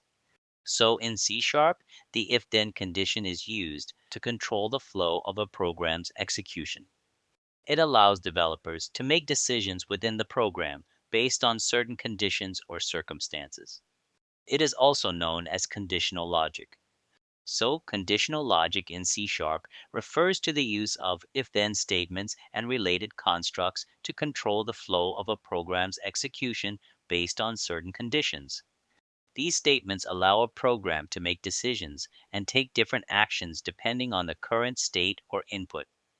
One common use of the if-then condition is to check the input values entered by the user to ensure they are valid before performing any further processing. For example, if an application prompts the user to enter a number between 1 and 10, the program can use an if condition to check that the number entered by the user is indeed within that range before proceeding.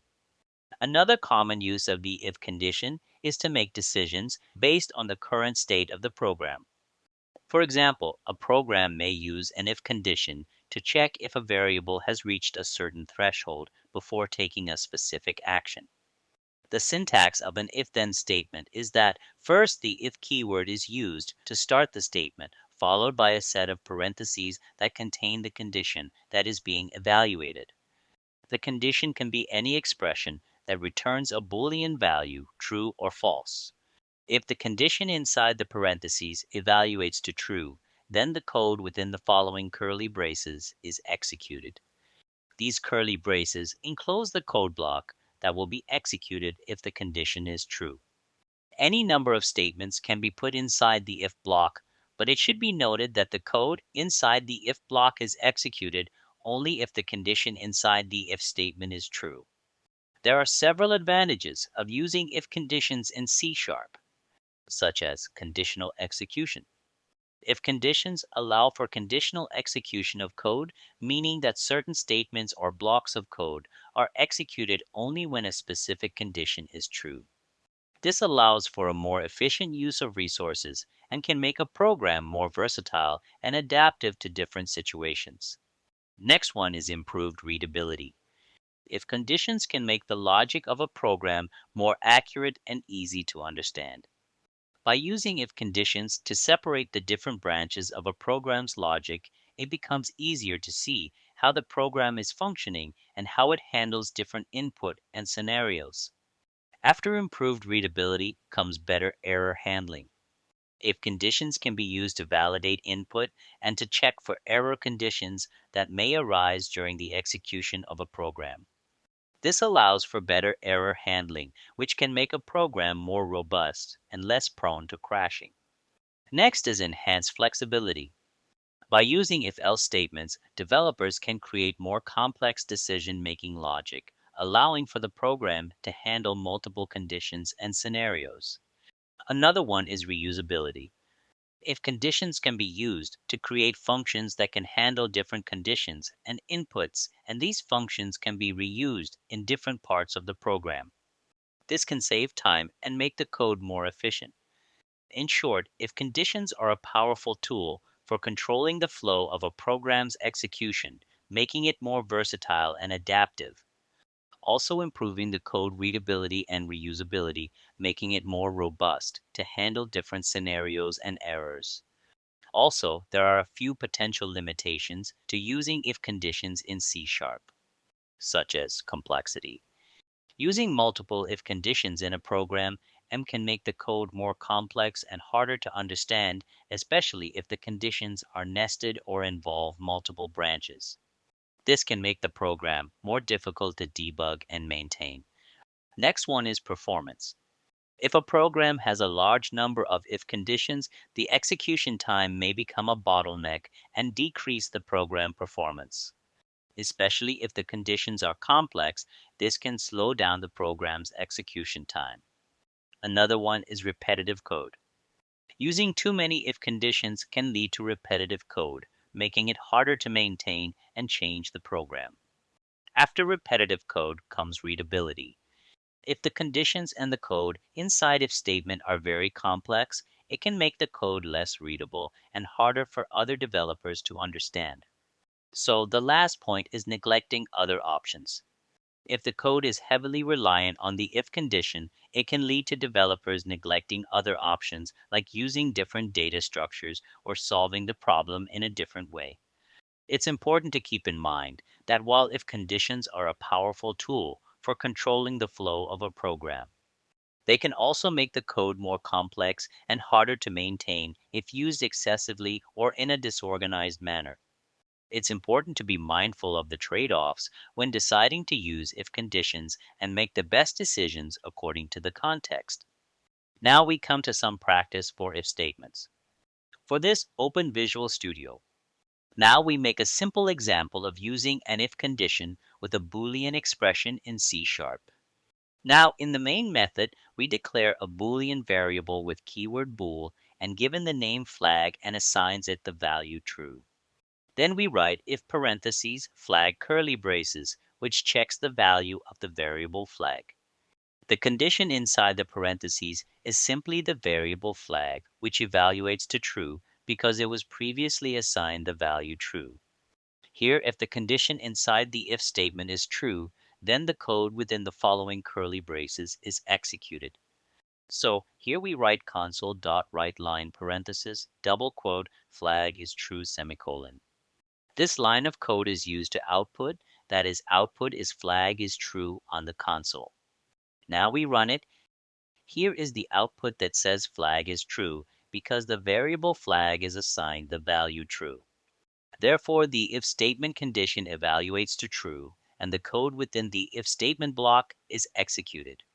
So this is a simple explanation that explains how the if-then statement works. In the upcoming lectures, we will engage in more practice with various types of operators. And I hope you learned something useful in this lecture as well, and I'll see you in the next one.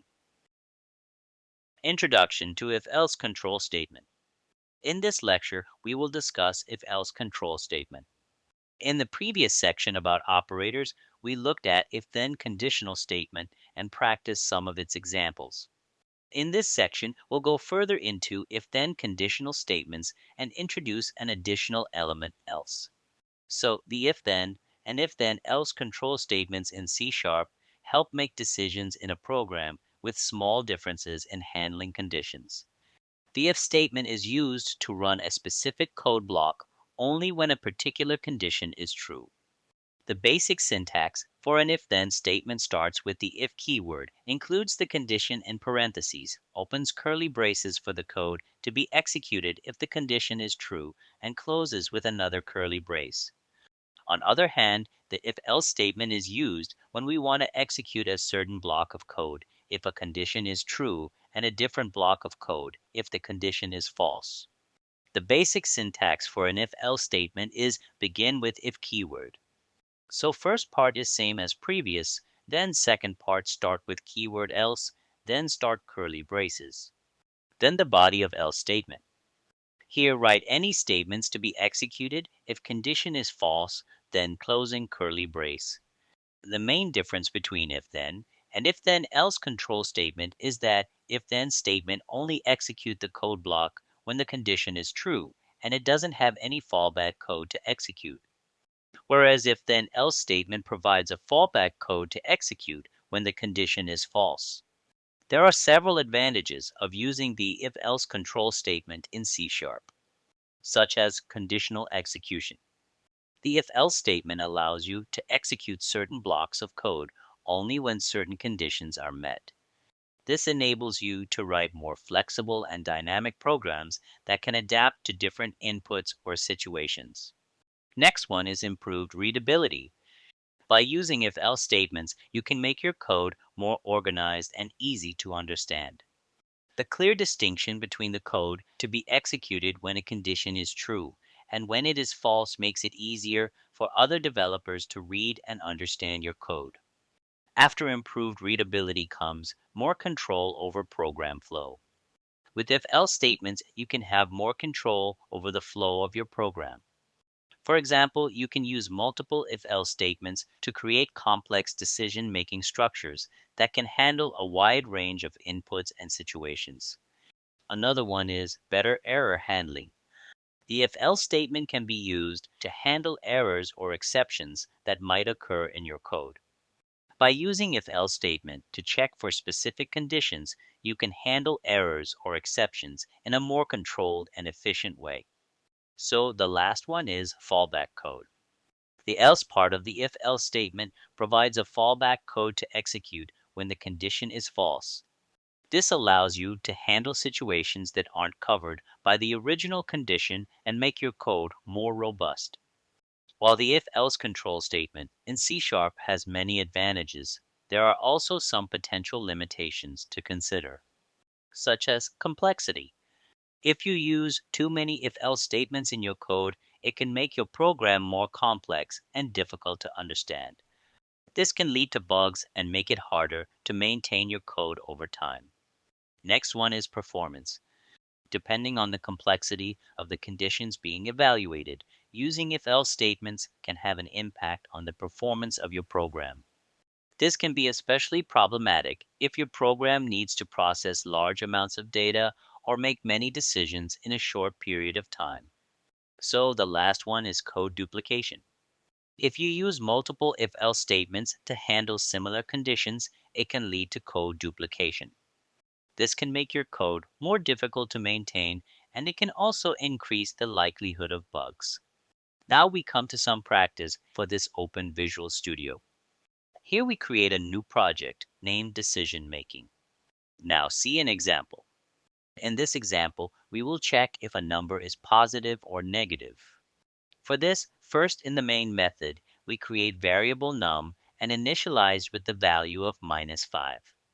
Then write if-else control statement to check if the value of num is greater than 0. The condition being evaluated is num greater than 0. If this condition is true, it means the value stored in num is greater than 0 and hence it is positive. And the code block inside the first set of curly braces is executed and print a string that says the number is positive. If this condition is false, it means the value stored in num is less than or equal to 0, which means the number is negative, and the code block inside the second set of curly braces is executed, and it prints a string that says the number is negative. Now run it. Here is the output that says the number is negative because the value of num is -5, which is less than 0. Therefore, else part executes. I hope you learned something useful in this lecture as well, and I'll see you in the next one. Advanced if-else ladder. In this lecture, we will discuss ladder if-else control statement. We already learned about if-then and if-else control statement in our previous lectures. So now let's start discussion on ladder if-then-else conditional statement. So a ladder if-else statement in C# is a type of decision-making structure that allows us to check multiple conditions in a sequence. It is called a ladder because the conditions are evaluated one after the other like a ladder. Here we can see the basic syntax of a ladder if-else statement. In this structure, each else-if block is assessed sequentially, beginning from the top. When a condition is determined to be true, the corresponding code block is executed and the remaining conditions are not processed. If none of the conditions are true, the code block within the final else statement is executed. Advantages of using ladder if-else statement in C#, such as conditional execution.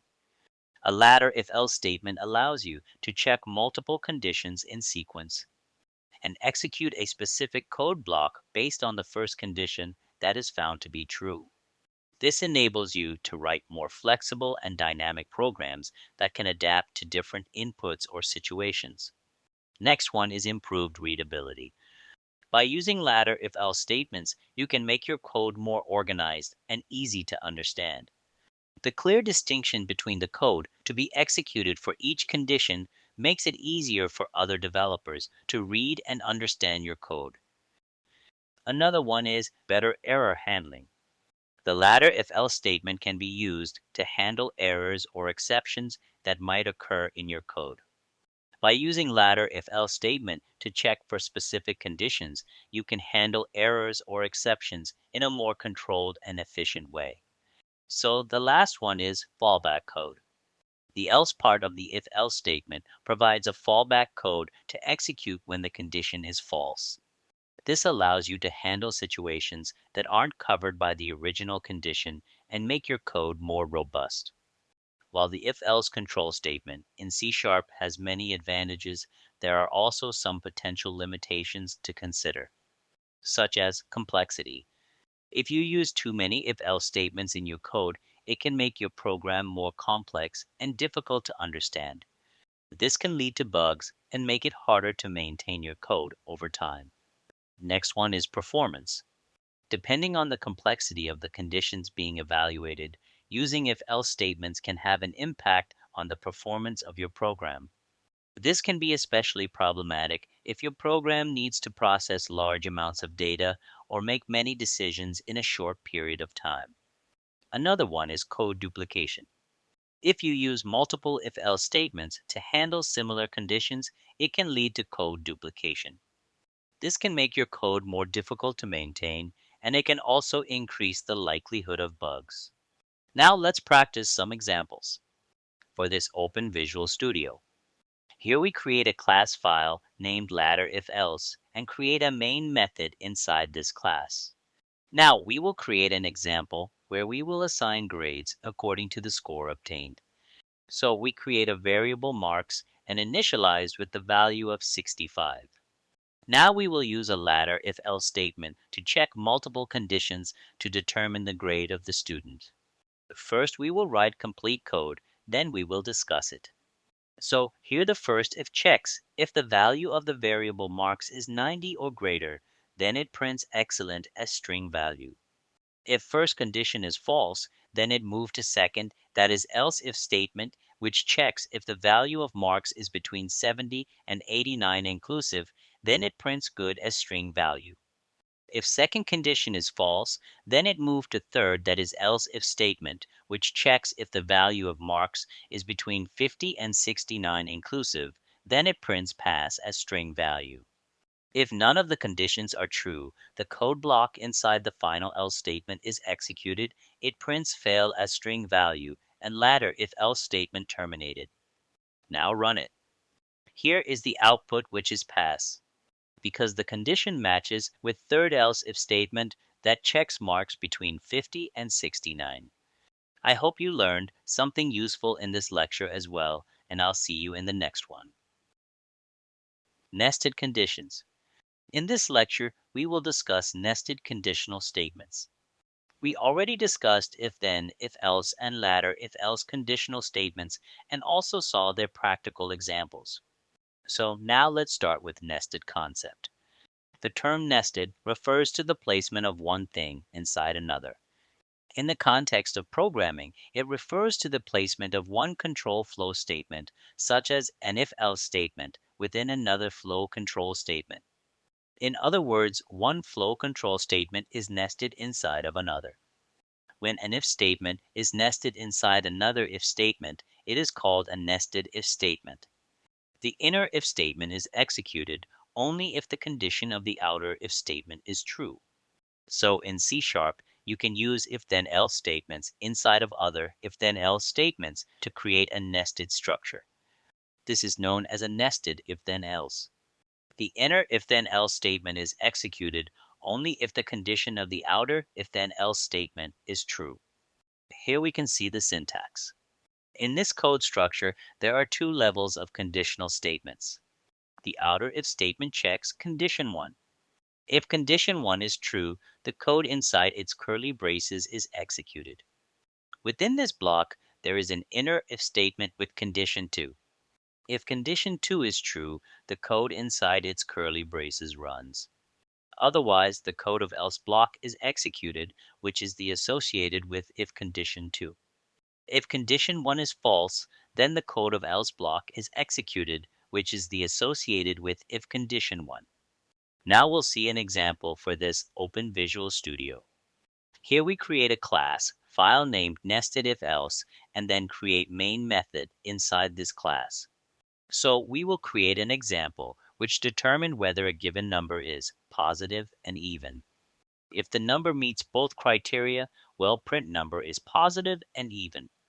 In the case where the number is positive but not even, the same statement will be printed.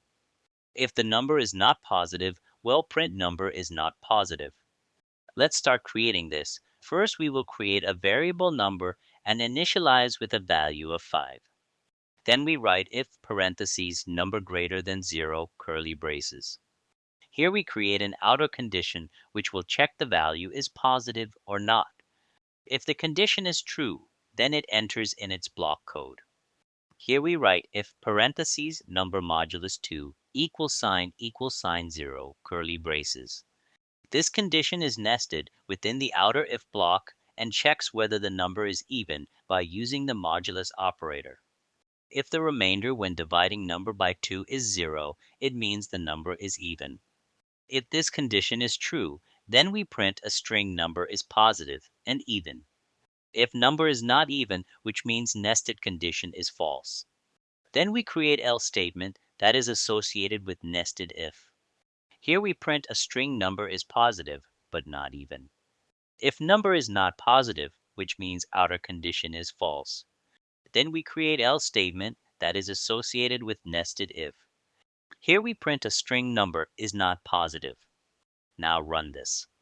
Here is the output which says number is positive but not even.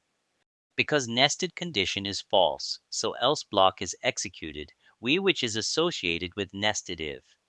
I hope you learned something useful in this lecture as well, and I'll see you in the next one. Using switch statements. In this lecture, we will discuss about switch statement in C#. We already learned about if-then, if-else, latter if-else, and nested if-else conditions in detail, and also practiced some of their exercises in our previous lectures. I think you should have a better idea of how to control the flow of a C# program. Now we come forward and discuss another important control statement, which is the switch statement. So the switch statement in C# is used as a control structure to execute one of several branches of code based on the value of an expression. It provides a way to handle multiple cases or conditions in a more efficient and readable way compared to using a series of if-else statements. The switch statement has gone through many enhancements since C# 8, but we'll be looking at the traditional switch statement to start. Now we will see the syntax of switch statement. So it will start with the keyword switch. That's followed by the value we want to check in parentheses, followed by the opening curly brace, which starts switch statement code block. And then there is the closing curly brace. Within the curly braces, there are some new keywords we haven't seen before. After curly braces comes case, break, and default. Here, the case keyword is used with the switch statement for comparison. The switch value case A means that value equals A, execute this code. If it doesn't, then move on to check the next case. And the break keyword tells us which statement to terminate any further checks. The break statement is optional in switch. So here, the default keyword indicates that this code should be executed if none of the preceding conditions are met. Now we will see the comparison of switch and if-else statements. So the if-then-else statement and the switch statement are both used to control the flow of execution in a C# program. But there are some key differences between the two, like expression type. So the expression in an if-else statement can be of any type, including integer, float, double, or even an object, while the expression in a switch statement must be of a primitive data type, such as int, char, or short, or a wrapper class such as integer, character, or short. Next one is multiple conditions. With an if-else statement, we can write multiple conditions to handle different cases, while with a switch statement, you can handle multiple cases, but only one expression is evaluated and compared to each of the case values. While the switch statement can be more readable when handling multiple cases compared to a series of if-else statements, especially when dealing with a large number of cases. Another one is performance. The performance of the switch statement is generally faster than an if-else statement, especially when dealing with a large number of cases.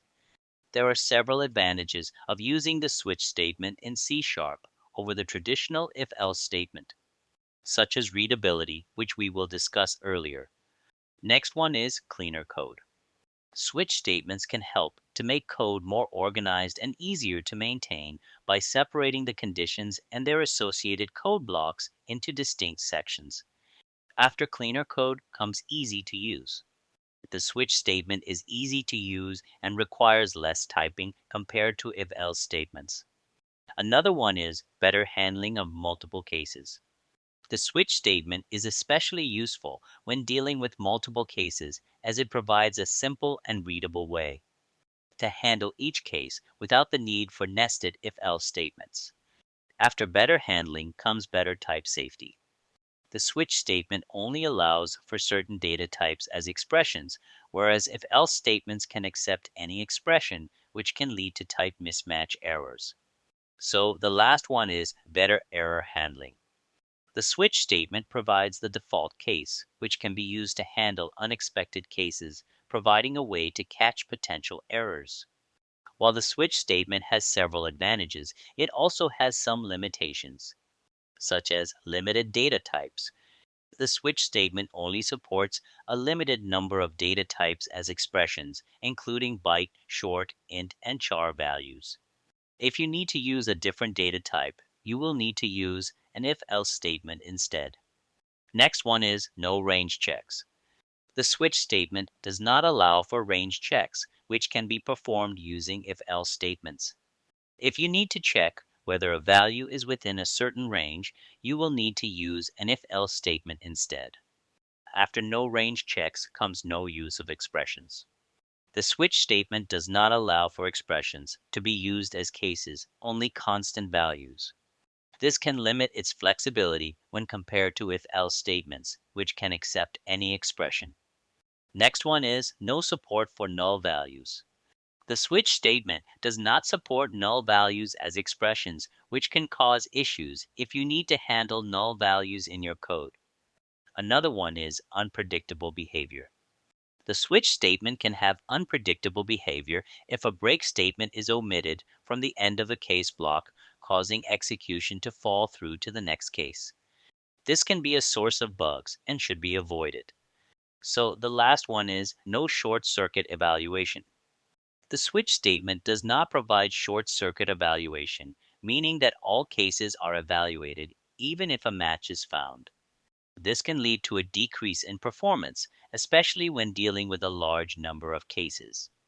I think now you understand switch basic syntax and also understand the compression between switch and if then else statements. I hope you learned something useful in this lecture as well, and I'll see you in the next one. Modern switch statement in C Sharp. In this lecture, we will see some enhancement in switch statement. So the enhanced switch statement in C Sharp was introduced in C Sharp 8. It brought several new features and improvements to the traditional switch statement, making it more expressive, concise, and powerful. One of the significant enhancements is the introduction of switch expressions. In older versions of C Sharp, when we wanted to check different values using a switch statement, we could only use it for doing actions, not for getting a result. But in C Sharp 8, significant enhancements were introduced to the traditional switch statement. These improvements go beyond just performing actions. Now we can also directly obtain a result from it.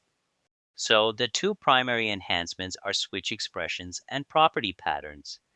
For now, we'll focus on the switch expression and postpone discussions on property patterns because they involve more advanced concepts related to class objects. Once we cover the topic of objects, we'll come back to and explore the switch concept with property patterns in more detail. So now we will understand the switch expressions with an example. Here we can see an example. In this example, we declared an integer variable named number and assigns it the value 3. Next, we declared another variable named result of type string. It's the variable that will store the result of the switch expression. After equal sign, we use switch expression, which has number variable, and then switch statement. So this part of the expression initiates a switch expression based on the value of the variable number. So it checks the value of the variable number in the switch cases. Then after curly braces, we created 3 cases and a default case. Here case 1 return 1 means if the value of variable is 1, the result is 1. So here arrow symbol used to return a value that I called it as a return.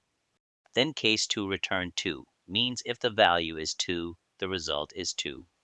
And case 3 return 3 means if the value is 3, the result is 3.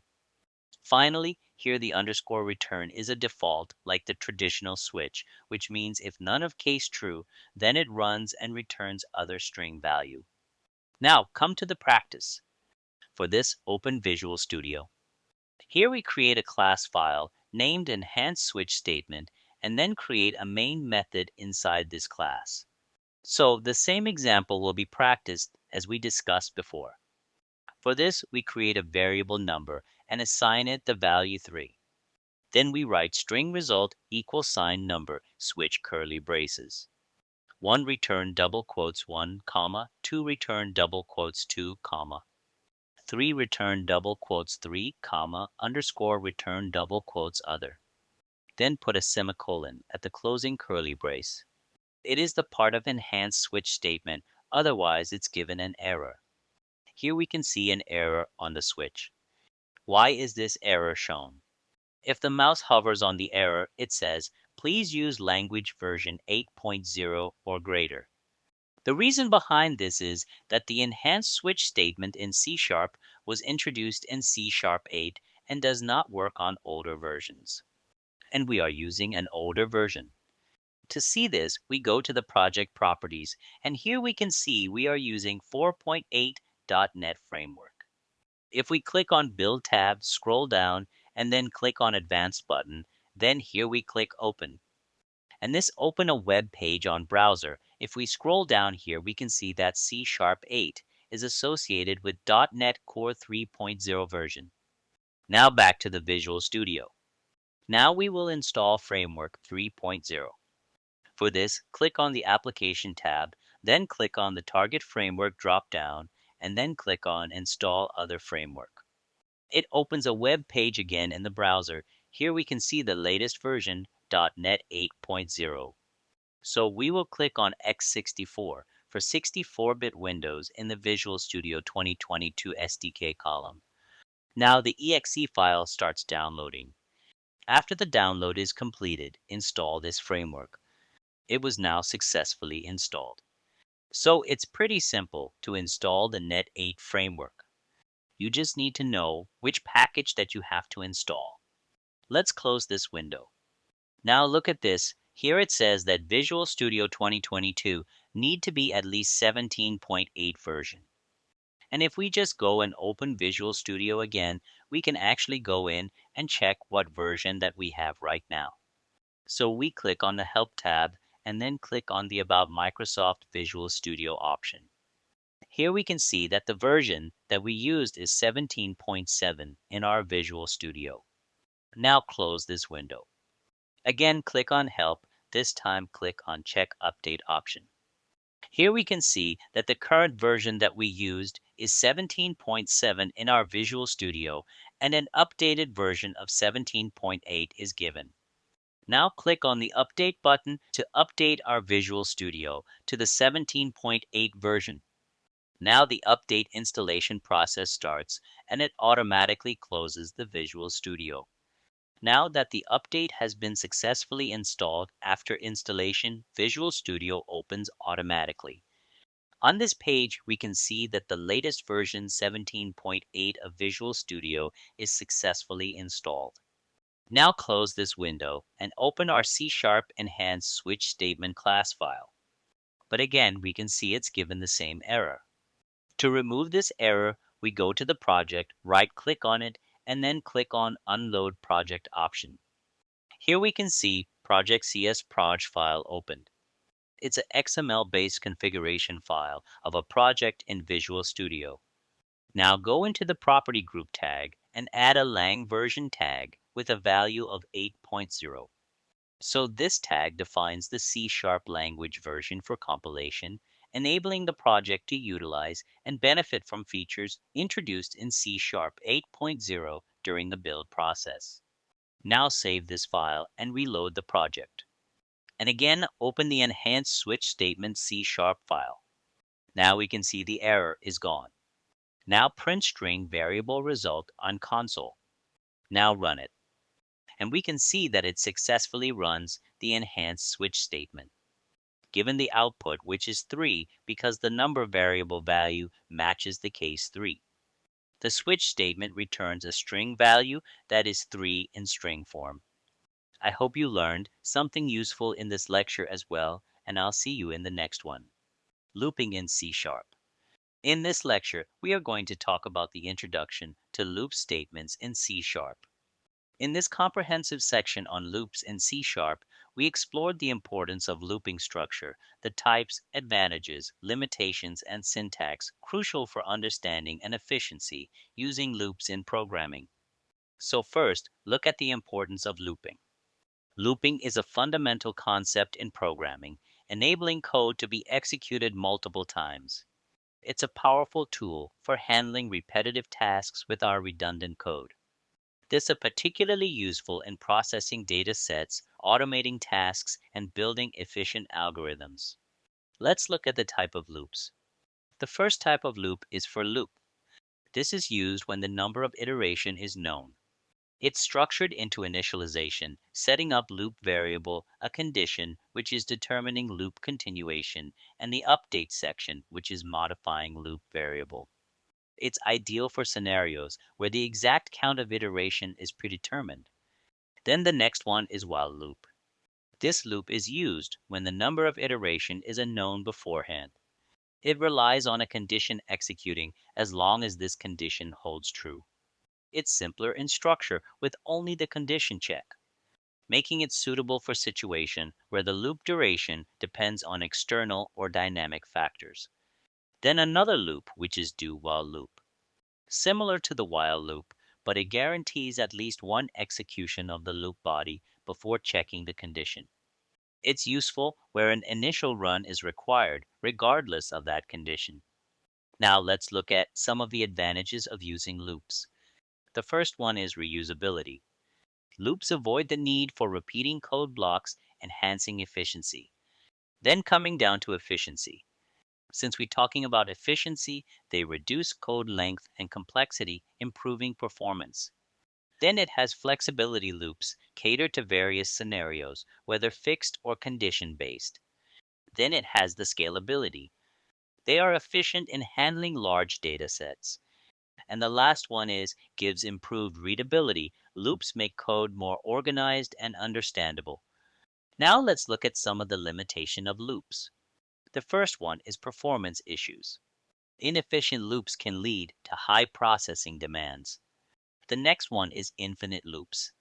Incorrect condition may result in a non-terminating loops. Then complexity issues, nested loops or combinations with other structure can be hard to follow. Then the maintenance challenges. Loops in complex system can be difficult to maintain and debug.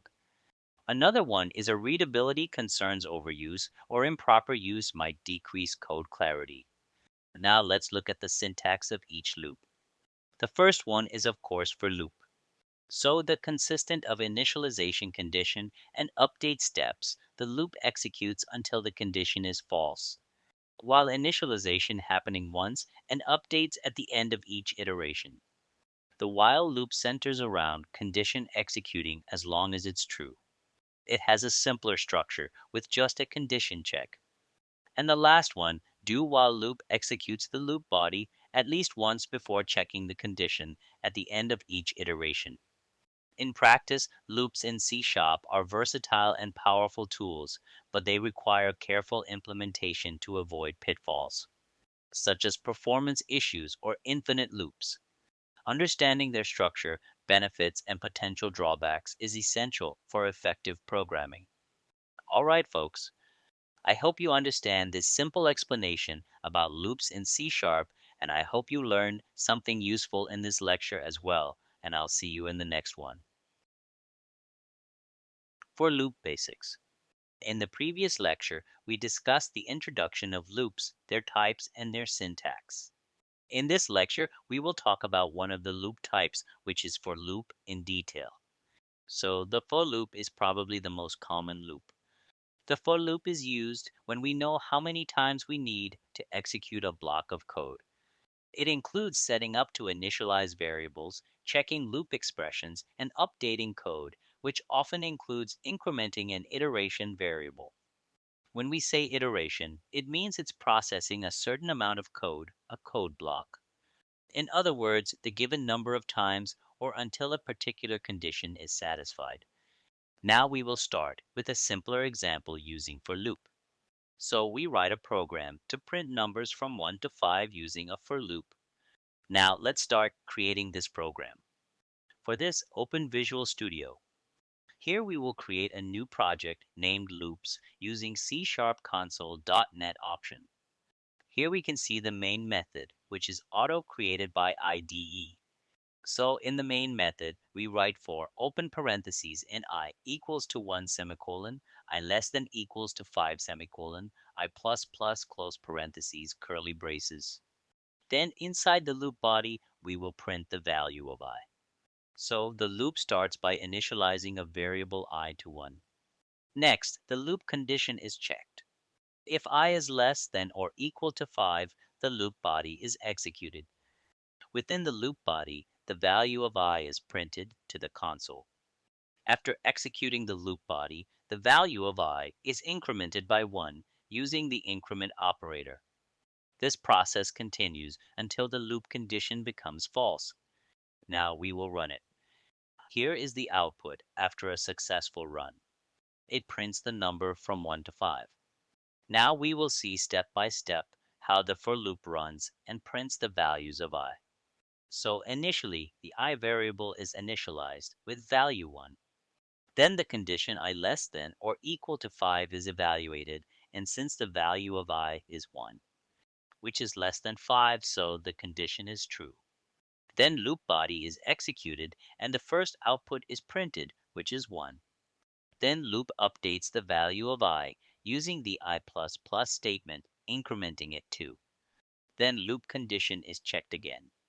Now, the value of I is 2, which is less than 5. The condition is true, and the loop body is executed and prints the current value of I, which is 2. Then loop updates the value of I again, adding 1 to the current value and making it 3. Then loop condition is checked once more. Now, the value of I is 3, which is less than 5. The condition is true, and the loop body is executed and prints the value of I, which is now 3. Then value of I is updated once again, making it 4. Then loop condition is checked, and as I, which is now 4, is less than 5, the condition is true, leading to the execution of the loop body and prints the current value of I, which is 4. Then value of I is updated, adding 1 and making it 5. Then loop condition is checked, which is now 5 is equal to 5. The condition is true.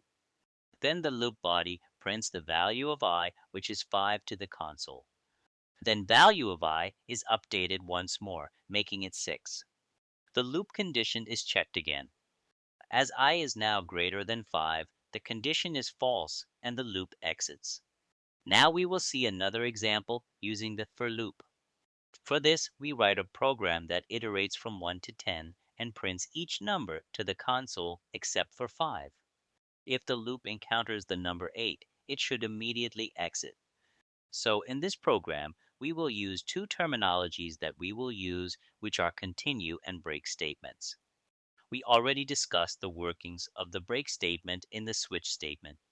So in C#, the terms continue and break are keywords often used in the context of loops to control the flow of execution.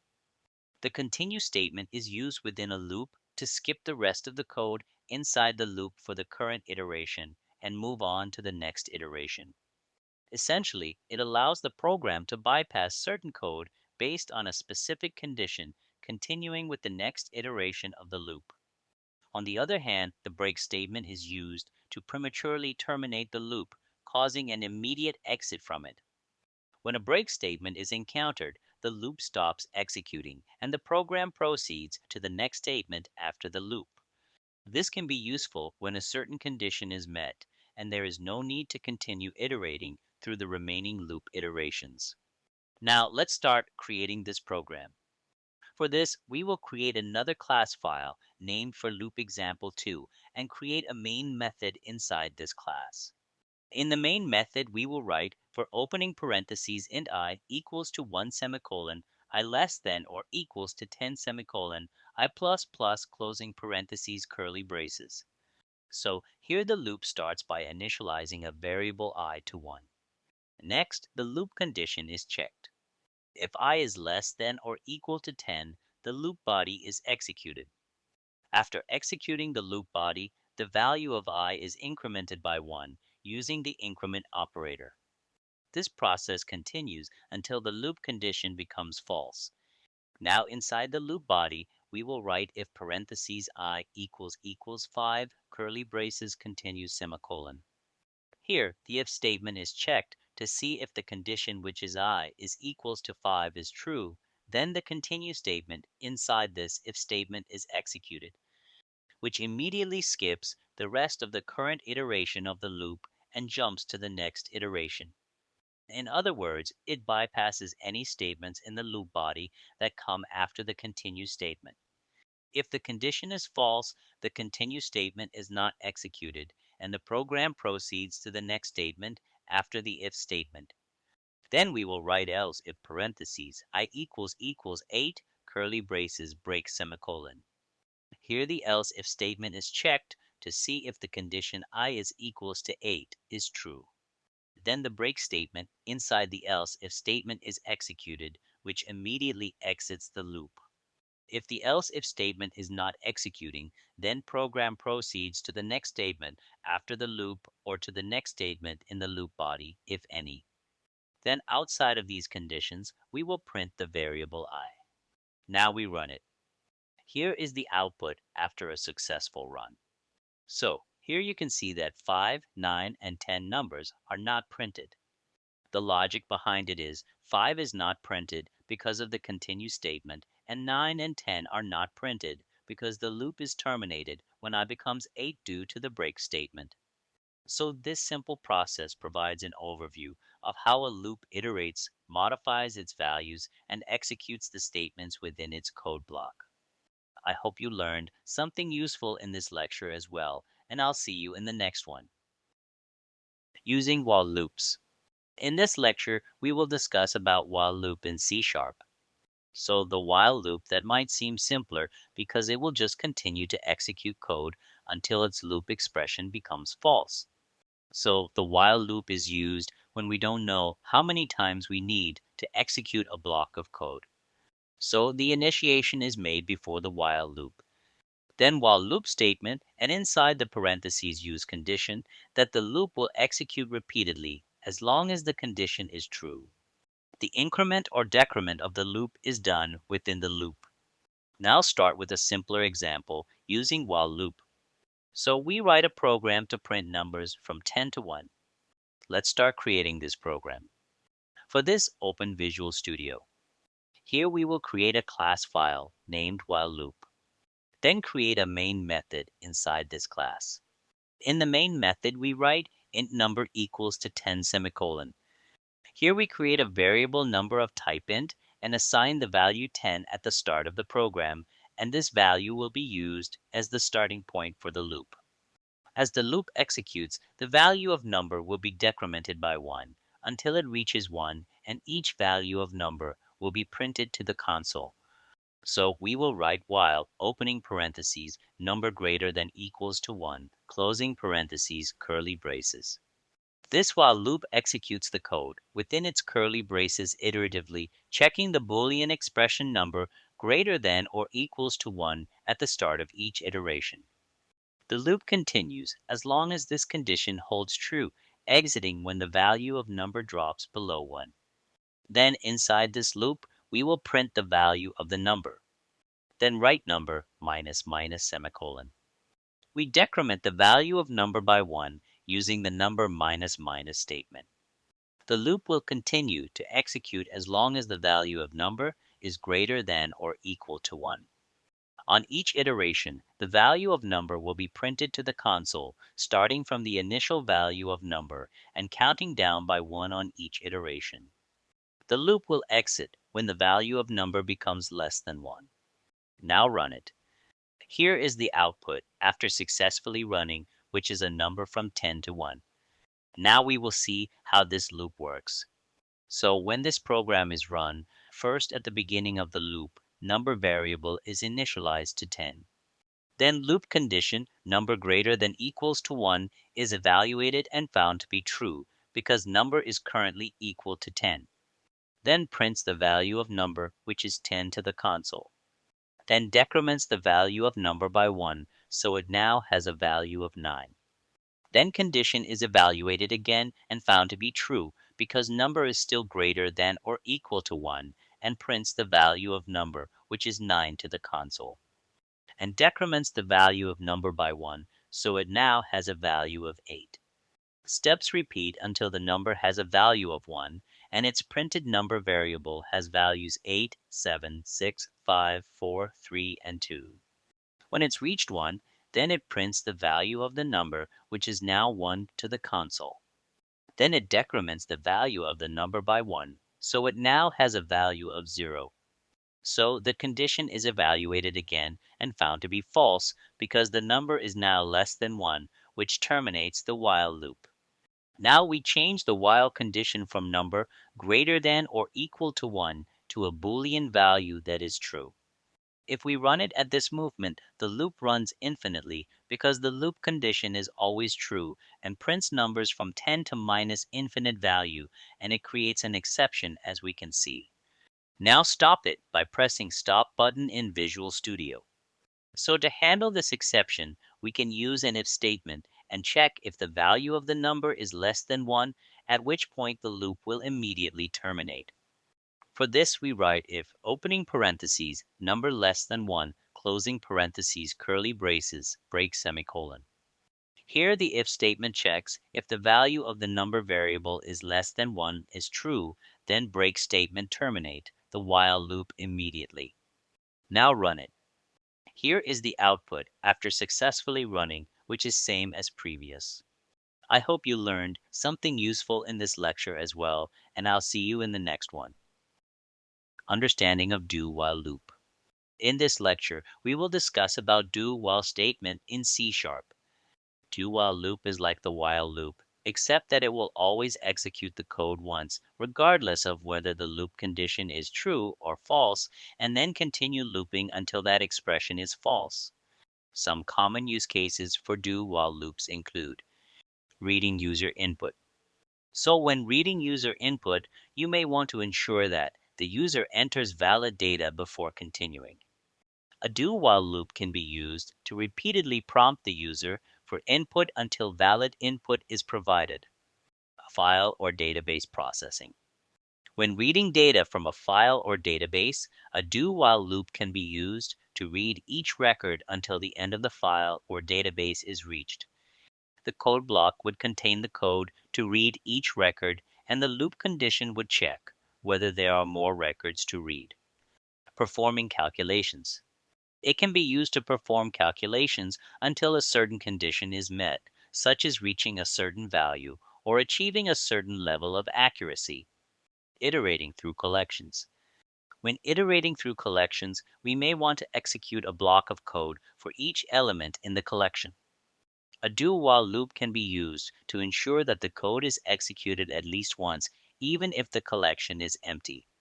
Implementing game logic. In game development, a do while loop can be used to implement game logic that repeats until a certain condition is met, such as the player completing a level or achieving a certain score. Now start with a simpler example using do while loop. For this, open Visual Studio. Here we create a class file named do while loop. Then create a main method inside this class. In the main method, we will declare a variable named I of type int and initialize it with the value 6. The purpose of declaring I as a variable is to use it in the do while loop. Then we write keyword do, then curly braces, and inside this curly braces, we print I variable. After that, in next line, we write I plus plus semicolon. Then go outside of the closing curly brace and write while opening parentheses I less than 5 closing parentheses semicolon. So here the loop starts with the do keyword, which indicates the beginning of the loop. The code inside the loop will be executed at least once, regardless of the condition specified in the while statement. The code inside the loop consists of two statements. Print method that prints the current value of the variable I. Then the I++ statement that increments the value of the variable I by 1. Then the condition in the while statement, which is I less than 5, which is false, because the value of I is equal to or greater than 5. This means that the loop will continue to execute as long as I is less than 5. However, since the initial value of I is 6, the loop condition is already false. So the loop will execute at once and only 6 printed to the console. Now run it. Here is the output after successfully run, that is 6. I hope you learned something useful in this lecture as well, and I'll see you in the next one. Nested loop examples. In this lecture, we will talk about nested loop in C#. So in simple terms, a loop inside another loop is referred to as a nested loop. Nested loops are employed when there is a need to repeat a set of instructions multiple times, and each repetition involves the execution of another loop. Here is the basic structure of a nested loop. In this structure, the outer for loop is initialized with an integer variable I and a starting value of 0. The loop condition I less than outer limit is checked before each iteration of the loop. If the condition is true, the loop body is executed, otherwise the loop exits. The loop body consists of the code inside the curly braces. This code will be executed once for each value of I that satisfies the loop condition. Inside the loop body, there is another for loop called the inner loop. This loop is also initialized with an integer variable j and a starting value of 0. The loop condition j less than inner limit is checked before each iteration of the inner loop. If the condition is true, the inner loop body is executed, otherwise the inner loop exits and control returns to the outer loop. The inner loop body consists of the code inside the curly braces. This code will be executed once for each value of j that satisfies the loop condition. After the inner loop body finishes executing, the control returns to the inner loop condition, which is checked again. If the condition is true, the inner loop body is executed again, otherwise the inner loop exits and control returns to the outer loop. The outer loop continues to iterate until the loop condition I less than outer limit is no longer true. At that point, the entire nested loop construct exits. Note that the variables I and j can be replaced with any valid C# variable name and the starting values.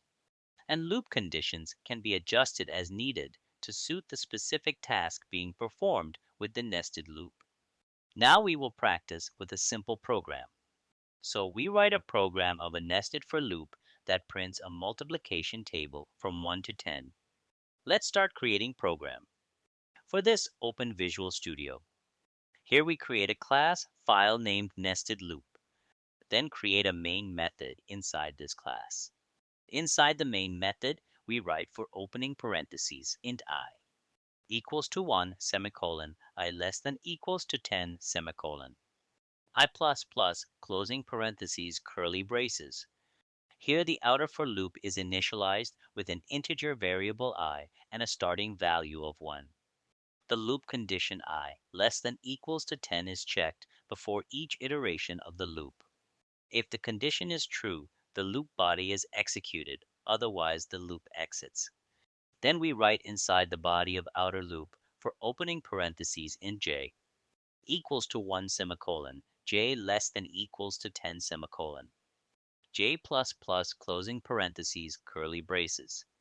Console.write opening parentheses I multiply by j plus double quote, \t closing parentheses semicolon.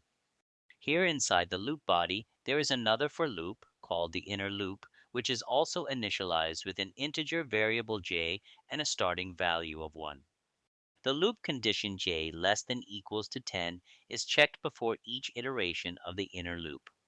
If the condition is true, the inner loop body is executed, otherwise the inner loop exits and control returns to the outer loop. Inside the inner loop body, we print the product of I and j, followed by a tab character \t. This will print each value of the multiplication table on the same line, separated by tabs. After the inner loop finishes iterating through all the values of j, a new line is printed out to start a new row in the output. For this, we print an empty line here. This is used to separate the output of each row of the multiplication table. Now we run it. Here is the output after successfully run that prints tables from 1 to 10 using nested for loop. Here the first row is the table of 1, the second row is the table of 2, and so up to the last row, which is the table of 10. Now we will see how basically it works when the program runs. So in the first iteration of the outer loop, I equals to 1. The inner loop runs 10 times with j equals to 1, j equals to 2, and j equals to 3 up to j equals to 10 respectively. For each value of j, the product I multiplied by j is printed, separated by a tab character. So the output for this iteration is 1, 2, 3 up to 10. In the second iteration of the outer loop, I equals to 2. The inner loop runs 10 times again with j equals to 1, j equals to 2, and j equals to 3 up to j equals to 10 respectively. For each value of j, the product I multiplied by j is printed, separated by a tab character. So the output for this iteration is 2, 4, 6, 8 up to 20. In the third iteration of the outer loop, I equals to 3. The inner loop runs 10 times again with j equals to 1, j equals to 2, and j equals to 3 up to j equals to 10 respectively. For each value of j, the product I multiply by j is printed, separated by a tab character. So the output for this iteration is 3, 6, 9, up to 30. Similarly, this process continues with the changes in the value of I that increment with every iteration. So in the 10th iteration of the outer loop, I equals to 10. The inner loop runs 10 times again with j equals to 1, j equals to 2, and j equals to 3 up to j equals to 10 respectively. For each value of j, the product I multiply by j is printed, separated by a tab character. So the output for this iteration is 10, 20, 30, 40, up to 100. In the 11th iteration of the outer loop, I equals to 11. When the condition was checked, it became false. So the inner loop is already complete and the outer loop condition is now false. So it's time to exit the outer loop and program execution is complete. I hope you learned something useful in this lecture as well, and I'll see you in the next one. What are methods? In this lecture, we will discuss methods in C#. So we already use a method every time when we write our code, and that is the main method. So first, we will discuss what a method is, and then see our main method parts. A method in C# is a block of code that performs a specific task and can be invoked multiple times from other parts of the program. Methods can take parameters as input and return a value or not. They are defined within a class and typically have a name, return type, and a list of parameters. The syntax for defining a method in C# is modifiers, return type, method name, parentheses, parameter list, opening curly brace, method body, and closing curly brace. So first is modifiers. So modifiers are keywords such as public or private that control the access level of the method. They determine who can call or use the method. Next one is return type. So return type is the data type of the value that the method returns. For example, if the method is returning an integer, the return type would be int. If the method does not return any value, the return type is void. Next one is method name. So method name is the name of the method, which should be a descriptive name that explains what the method does. After method name comes parameter list. So parameter list is a list of input variables that the method takes as input. Then curly braces. Where the actual code of the method is written, this is also known as the method body. Inside the method body, we can perform any kind of operation like calculation, input-output operations, etc. In simple words, this is a template of a method in C#. It has a name, it can take some inputs, and it can return some output. The code inside the curly braces is the actual code which the method will execute when it is called. So here we can see the main method that is written as public static void main. Parentheses, string square brackets, arguments, then open curly braces and close curly brace. Here, public means that the method can be called from anywhere in the program. And static means that the method belongs to the class and not an individual object of the class. We will discuss method types in our upcoming lectures. Then void means that the method does not return any value. And the main is the name of the method. So the last one is string square brackets arguments, which is an array of strings. That can be passed to the main method when the program is run. A more in-depth exploration of arrays will be covered in coming lectures. Remember that there are a few standard conventions to follow when creating a method in C#, such as method names should be written in camel case with the first letter of the first word being lowercase and the first letter of any subsequent words being uppercase. Next, method names should be descriptive and indicate what the method does. For example, a method that calculates the area of a circle should be named calculate circle area rather than area. Next one is method names should not include any special characters or spaces. Another one is method parameters also be written in camel case. After camel case comes, method parameters should have descriptive names and be of the correct data type. Next one is the method's return type should be specified before its name, and the method name should be followed by parentheses, even if there are no parameters. So the last one is the method body should be indented one level from the method declaration and should be enclosed in curly braces.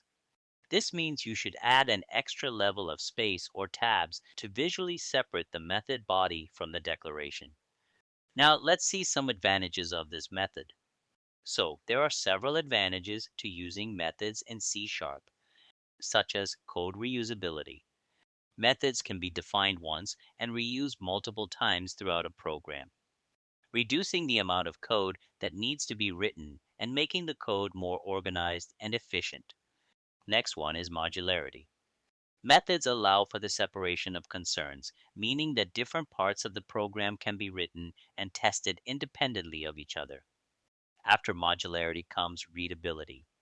Methods can make the code more readable by breaking it down into smaller, more manageable chunks.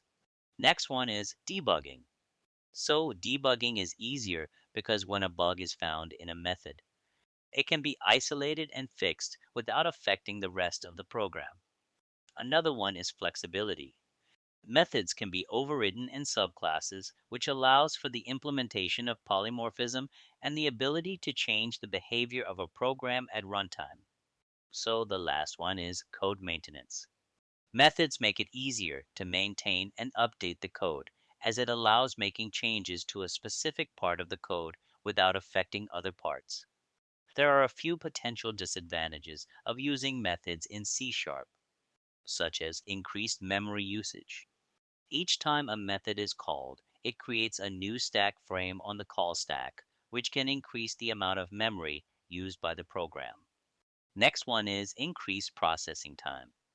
Calling a method involves a certain amount of overhead, such as pushing arguments onto the stack and jumping to the method's location in memory. This can lead to increased processing time, particularly for methods that are called frequently or are computationally intensive. After increased processing time comes overuse of methods. Overuse of methods can lead to a large number of small methods, which can make the code more difficult to understand and maintain. Another one is nested methods call. When methods call other methods and those call another, this can make the code more complex and harder to understand, especially when dealing with multiple return points. So the last one is complexity. When you have a lot of methods, it can be difficult to keep track of all of them and understand how they work together. Let's practice some examples in Visual Studio. For this, open Visual Studio. Here we will create a new project named Methods using C# console.net option. Here we can see main method is auto created by IDE. Now here we add public keyword with main method. In C#, the public keyword is not automatically added to the main method by default. If the public keyword is not mentioned, then default access level for the main method is private. Remember that the main method is important for the execution of a C# program. It serves as the entry point of the program, and it tells the common language runtime where to start executing code. And it's also the place where we put our code that we want to execute when the program runs. So the main reason for creating the main method here is to establish it as the entry point of the program. Then we define a custom method after the main method and call this custom method from within the main method. Because in standalone C# applications, a custom method typically cannot run independently and requires the main method as the starting point for execution. Remember that in C#, the order in which we define methods within a class generally does not affect the program's behavior as long as the methods are properly invoked. So don't worry, we can create methods anywhere in the class. Now we will see what is a custom method. In C#, a custom method is a user-defined method that performs a specific task or set of tasks. Custom methods are also known as user-defined methods or user-created methods. Now let's start creating it. For this, we write public static void, print string parentheses, curly braces. Inside the body of method, we print a hello world string. So this is a custom method in C# named printString that has the public static void modifiers, indicating that it can be accessed from anywhere within the program and does not return any value. This method has no parameters, as indicated by the empty parentheses. The method body contains a single statement that prints hello world string to the console when the method called. Now we will call this method in the main method. For this, we just write its name and then parentheses, then at the end write semicolon. Now run it. Here we can see the output, that is hello world. So it's the simplest way to create and run a method in C#. Next, we will see different types of methods. In C#, there are several types of methods, but here we will see only two types based on parameters. Other types will be covered in upcoming lectures. So there are two types of methods based on whether they take parameters or not. So that is non-parametric methods and parametric methods. The non-parametric methods are those methods that do not take any parameters as input. They are defined with empty parentheses in the method signature. The preceding example is non-parametric method example, where the method parentheses have no parameters defined. Next is parametric methods. So parametric methods take one or more parameters as input which are passed to the method when it is called. The parameters are defined in the method signature within parentheses, and the data type of each parameter is specified. Now we will see an example. For this, we write public static void modifiers parentheses. Now create the first parameter, that is an integer with named number, and the second parameter name, which is a string. And inside the method body, we will create two print statements that print the value of the parameters passed to the method. The first statement will print a string that says first parameter value is, followed by the value of the number parameter, and the second statement will print second parameter value is, followed by the value of the name parameter. Now call it in the main method. Remember that when calling a parametric method in C#, the values passed to the method are called arguments. The arguments should be provided in the order that corresponds to the order of parameters declared in the method signature. So we write modifiers parentheses 1, comma nixware semicolon. Now run it.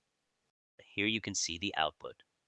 I hope you learned something useful in this lecture as well, and I'll see you in the next one. Using return statements. In this lecture, we will discuss how to use return statement in a method.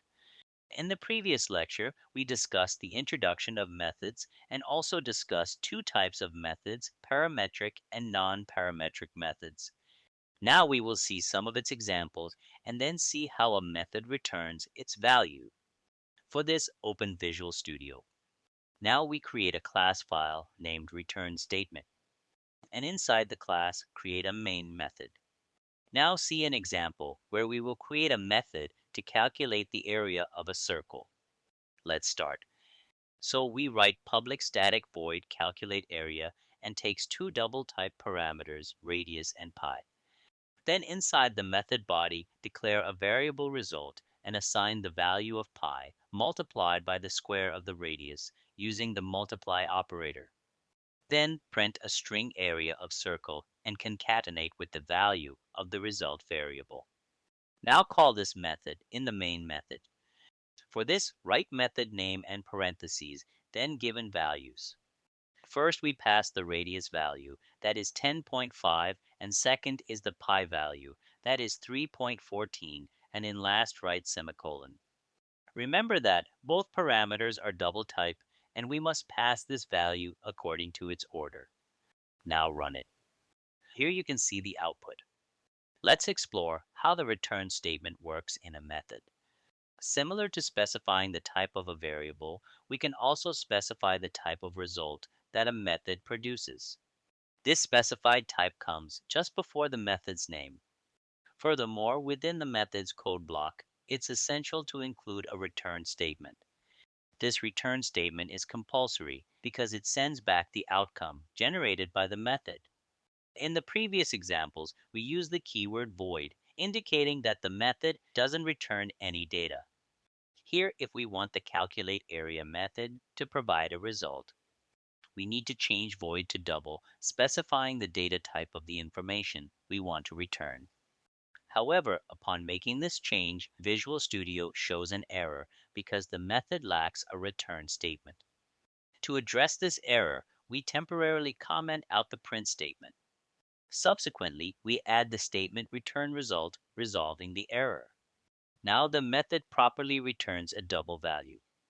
Moving to the main method, here just create a new double variable named area circle and equals it to the method. Then we print the calculated value using the console.writeLine method. Now run it. Here the program produces the expected output. I hope you learned something useful in this lecture as well, and I'll see you in the next one. Introduction to Method Overloading. In the previous lectures, we covered the concept of methods as well as how to use them in programming code. In this lecture, we will discuss method overloading. Method overloading is the concept of object-oriented programming in the polymorphism concept.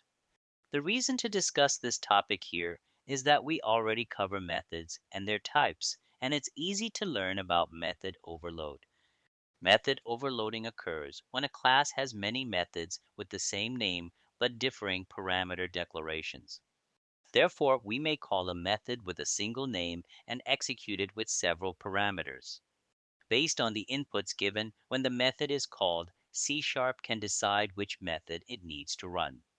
Now we will discuss method signature. So a method signature is made up of the name of the method and how each of its parameters is named. In other words, a signature is unique, not just by the method name, but in combination with the number of parameters, their types, and the order in which they are declared. Keep in mind that the return type and parameter names are not considered as the part of the method signature. Then what makes a method signature unique? It is the combination of the parameter types, their order, and the method name. A unique method signature is the key for the C# compiler to determine if a method is overloaded correctly.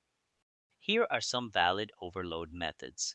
So the first method has one parameter, a parameter of type int. In the next method, it still has one parameter, but the parameter is a float. This method has a unique signature because the parameter type is different from the first, and it's a valid overloaded method. In the third method, we have two parameters, and this is definitely different from the first two methods. So this is a valid overloaded method. In the fourth method, we have two parameters with the exact same types as the third method, but the order is different. So this is a valid overload method for the previous three. Now we see another example. So in this new example, both methods have the same number of parameters and same type, and therefore this is not a valid overloaded method. This will cause a compiler error. In the third method, we can have the same name and parameter, but a different return type. But the return type is not used in the determination of whether a method signature is unique. And so this method will also cause a compiler error when it's in the same class as the first and second. So method overloading has many advantages, some of which are code reusability, readability, type safety, and method signature uniqueness. Now we will see an example of overloading. For this, open Visual Studio. Here we create a class file named method overloading and create a main method inside this. Now first we will create a method by writing public static void add parentheses curly braces. Then inside its body we will print a string method with no parameter. The value of both parameters a and b is printed, and at the start a string method with no parameter is concatenated. Then we will create second method by writing public static void. Add opening parentheses int a, comma, int b, closing parentheses curly braces. And inside its body, we print the value of both parameters a and b and concatenates a string at its start method with two parameters. Now here we overload this second method. Then we will create third method by writing public static void, add opening parentheses int a comma, int b comma, int c, closing parentheses, curly braces. And inside its body, we print the value of all parameters a, b, and c and concatenates a string at its start, method with three parameters. This third method is also an overload method. These three methods are overloaded. The first is with no parameter, the second is with two parameters, and the third is with three parameters. Now we will call these overloaded methods in the main method. So we go on the main method, and here, first we will write the add method with empty parentheses. So the C# compiler easily recognizes it and compiles the method with no parameters. Then again we call add method, but this time with two arguments, 10 and 20. So now the C# compiler easily recognizes it and compiles the method with two parameters. Then we write the same name again, that is, add and give three arguments that are 100, 200, and 400. So the C# compiler easily recognizes it and compiles the method with three parameters. Now run the program. Here we can see the output. The first method output is method with no parameter. And second method output is method with two parameter with its values that are 10 and 20. And third method output is method with three parameter with its values that are 100, 200, and 400. I hope you learned something useful in this lecture as well, and I'll see you in the next one. Introduction to Exception Handling. In this lecture, we will talk about exception handling in C#. So first we will discuss what is an exception. An exception is a problem or error that happens when a computer program is running. Therefore, an exception is often referred to as a runtime error. One common type of exception is the divide by zero exception. This occurs when we try to divide a number by zero, which is not allowed in mathematics. So the program signals an exception. The programming languages without exception handling, the errors are handled manually using error codes, making the process difficult and troublesome. So handling the exception is called exception handling. C# offers a more efficient way to handle the exception. In C#, when an issue occurs, an exception is created and thrown in the method. Then method can handle the exception or pass it on. Eventually, the exception is caught and processed. In C#, exception handling is managed using 5 keywords: try, catch, throw, throws, and finally. Program statements that we want to monitor for exceptions are contained within a try block. If an exception occurs within the try block, it is thrown. Then our code can catch this exception using catch and handle it in some rational manner. In C#, the throw keyword is used to deliberately cause an exception in a method or block of code. When an exception is thrown, the program looks for the nearest catch block that can deal with that type of exception. The throws keyword, on the other hand, is used in a method signature to declare the types of exceptions that the method might throw. It's a way of letting others know about potential issues that could arise when using that method. The finally block is where we put code that must always run regardless of whether an exception occurred or not. It's commonly used for tasks like releasing resources, like closing files, database connections that need to be done no matter what happened in the main part of the code. Now let's practice an example. For this open Visual Studio, and here we create a new class file named exception handling and then create a main method inside this class. Then first we display a message, enter numerator value using console.write method. Then input a value from user and convert that string into an integer, storing the result in the variable numerator. Then repeat the same process for denominator. So the purpose of these lines of code is to collect user input for the numerator and denominator of a division operation. Then we write try curly braces. int result equals to numerator divided by denominator semicolon.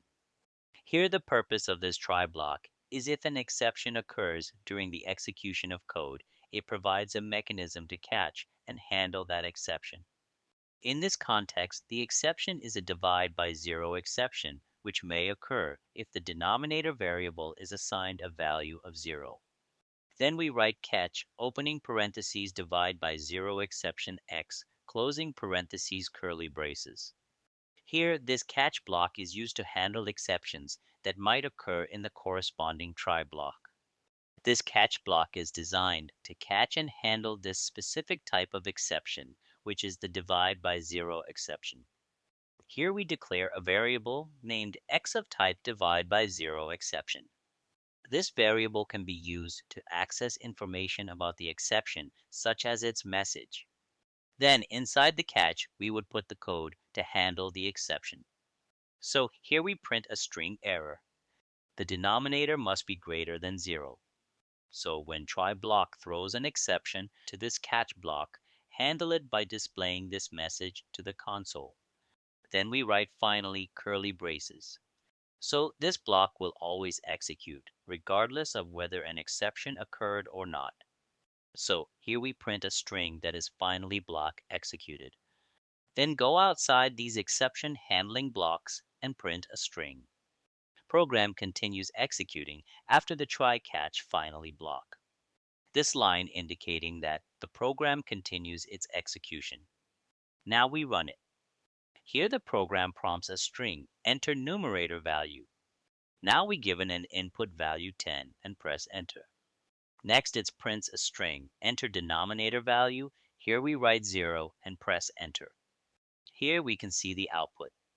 In the first line, because we enter denominator 0, a divide by 0 exception is thrown during the division operation inside the try block. The program then enters the catch block where it prints an error message to the console indicating that the denominator must be greater than 0, as we can see here. Then the finally block is executed regardless of whether an exception occurred or not. In this case, it prints a message indicating that the finally block has been executed. After the try catch finally block, the program continues its execution. This message indicates that the program has moved past the exception handling block and is proceeding with the remaining code. I hope you learned something useful in this lecture as well, and I'll see you in the next one. In this lecture, we will discuss the debugging techniques in C#, which are the most powerful component used in programming. So first, we see what is a debugger and why it is important. So a debugger is a software tool used by programmers to find and fix errors in their code. It allows developers to pause the execution of their code at specific points, examine the state of the program, and then resume execution. There are two main types of debuggers: source-level debuggers and machine-level debuggers. Source-level debuggers allow developers to debug code written in high-level programming languages, while machine-level debuggers allow developers to debug code at a lower level, such as assembly language. So the Visual Studio IDE, which we use for coding and running C#, offers various debugging techniques that simplify the process of identifying and resolving issues in our code. So these include debugging techniques like breakpoints. So developers can set breakpoints in their code to pause execution at specific points. Next one is stepping. Developers can step through their code line by line to see how it is executed. After stepping comes inspecting variables. They can inspect the value of variables at any point during execution. Next one is memory inspection.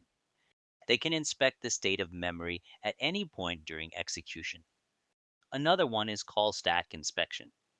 They can inspect the call stack to see how functions are called and returned. So the last one is watch expressions. Developers can set up watch expressions to monitor the value of variables and expressions over time. Remember that debugger and debugging are two related, but different concepts in software development. As we said that Debugger refers to a software tool or program that helps developers identify and diagnose errors in their code. Debugging, on the other hand, debugging is the process that the developer follows to identify and fix issues in their code using tools such as a debugger. Now we see what code mistakes call for debugging. So there are different types of coding errors that can require debugging. Some common examples include such as syntax errors. These are errors that occur when code violates the rules of the programming language, such as a missing semicolon or a misspelled keyword. Next one is logical errors. These are errors that occur when the code is correct syntax-wise but does not produce the expected results, due to an incorrect sequence of statements or a mistake in the logic. So next one is runtime errors. These are errors that occur during the execution of the program, such as an attempt to divide by zero or accessing an invalid memory address. After runtime errors comes memory leaks. These are errors that occur when a program does not release allocated memory after use, which can cause the program to slow down or crash. Another one is deadlocks. These are errors that occur when two or more processes or threads are blocked, waiting for each other to release resources, resulting in a program that becomes unresponsive. So the last one is input and output errors. These are errors that occur when the program cannot read or write data to a file or a network resource due to a permissions issue, network connectivity issues, or other external factors. Now let's take an example and apply some debugging techniques to it. For this, open Visual Studio and create a new class file named debugging techniques. And inside this class, create a main method. Here we initialize two variables, number1 and number2, and assign values 10 and 20 respectively. Then add these two variables and save the result in another integer variable named sum. Now look at debugging and see how the Visual Studio performs the debugging. There are different methods of debugging in Visual Studio as we discussed earlier, but the simplest way is to add a breakpoint. On the left side of the screen, as you see, there is a gray line. If we mouse over there, you will notice a dot, which is called the breakpoint.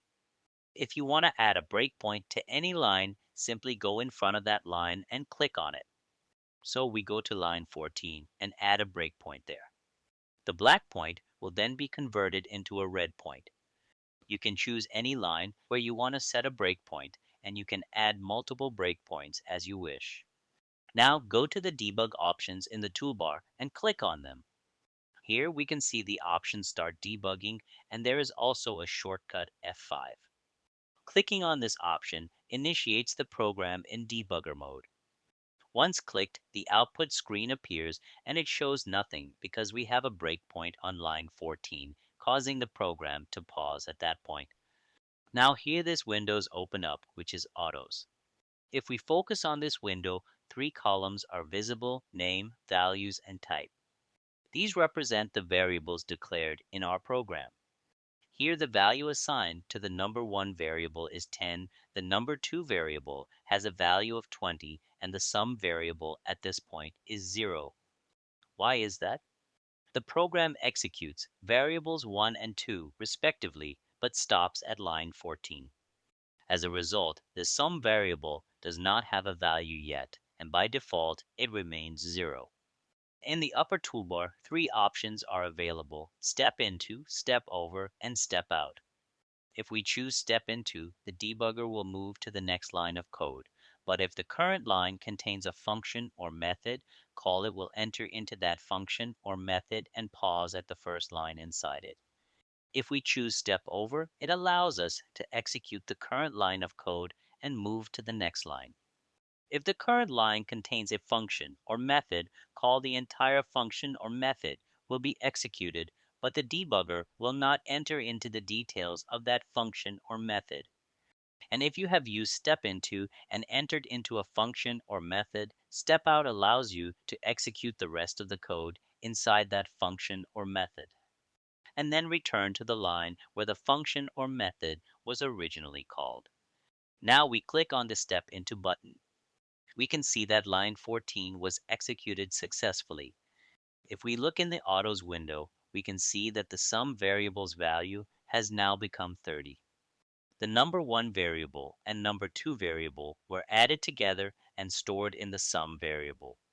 If we hover over the number 1 variable, we can see that the value of number 1, which is 10, remains the same. Hovering over the value of the number 2 variable, we can see that the value is 20.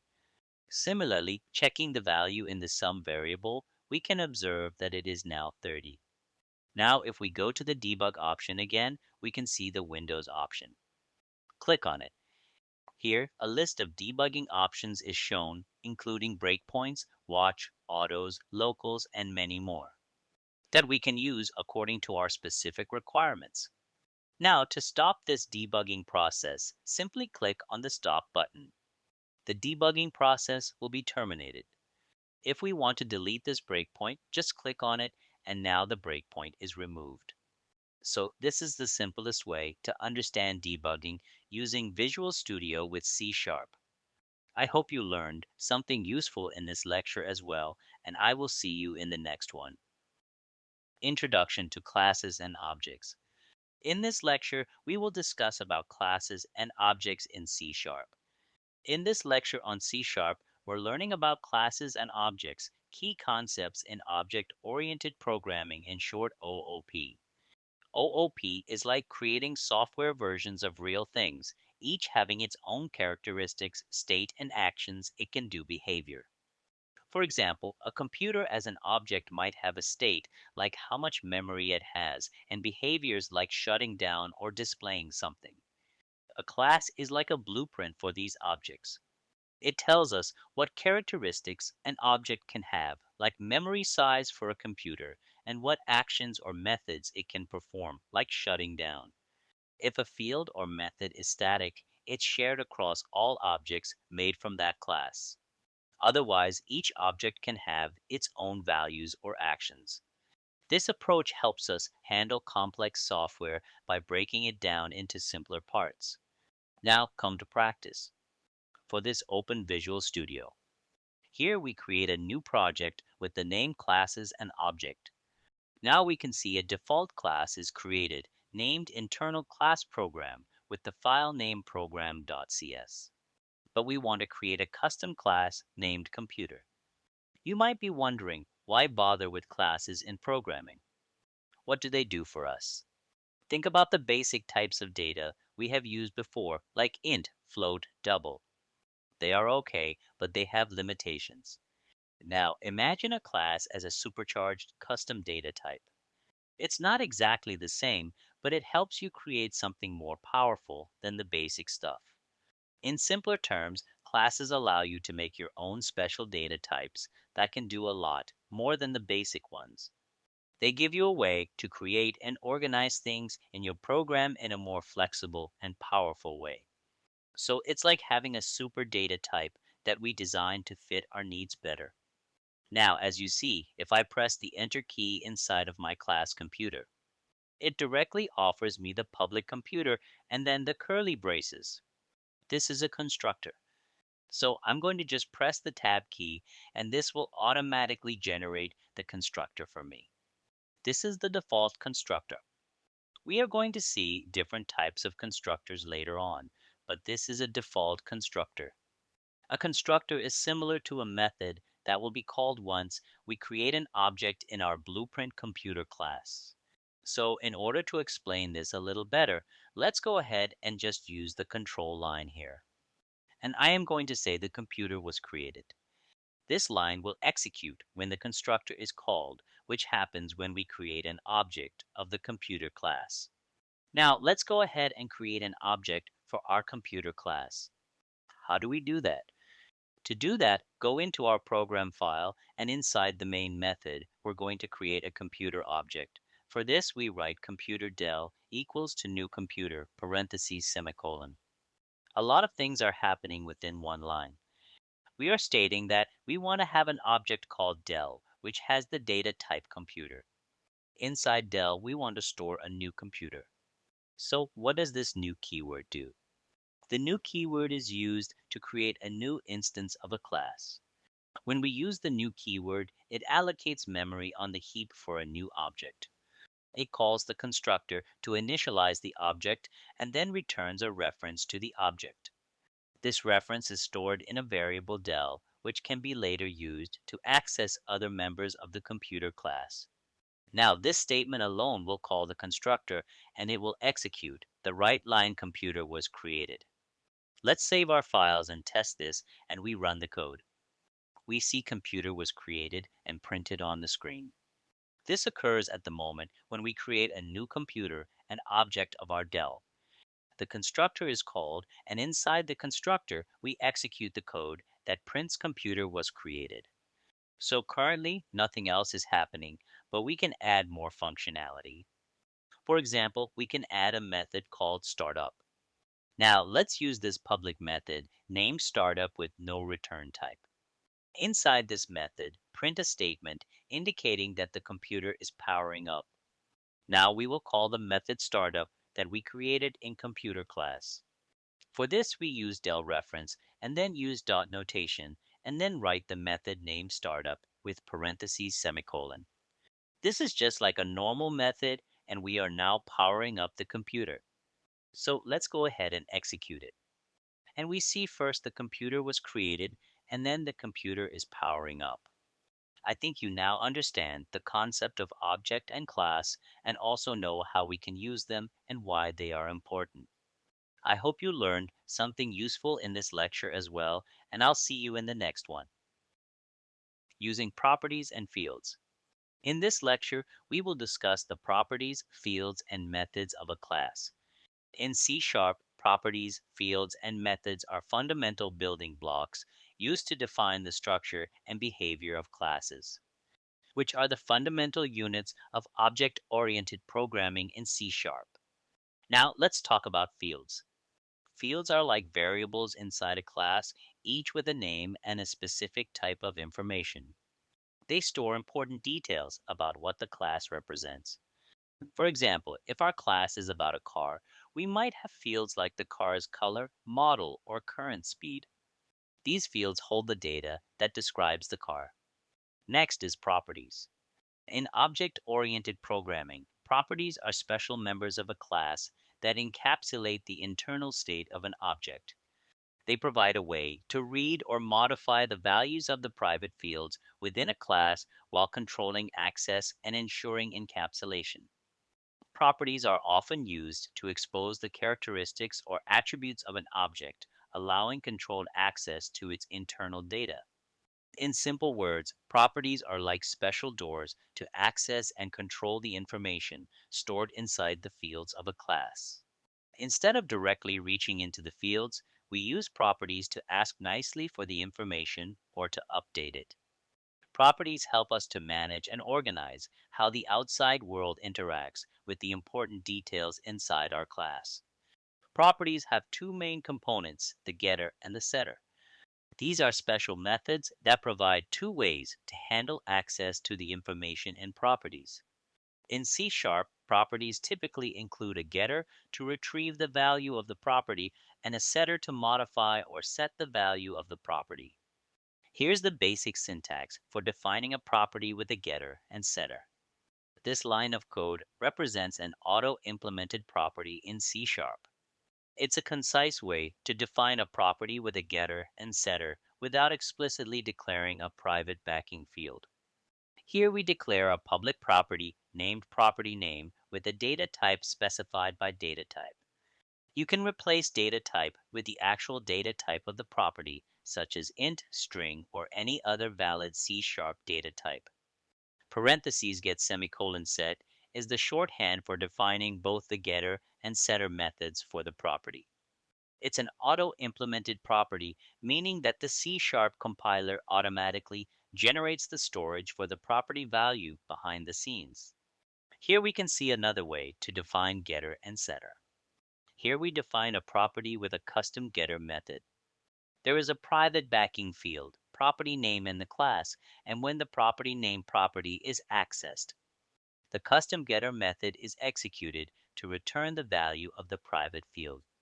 The same process is used in the set, but it sets the value only and does not return anything. And here the public keyword indicates that the property can be accessed from outside the class. Next is a method. We've already discussed methods in detail in the Methods in C# section. So a method is like a set of instructions or actions that a class or object can perform. It's a way to bundle functionality together.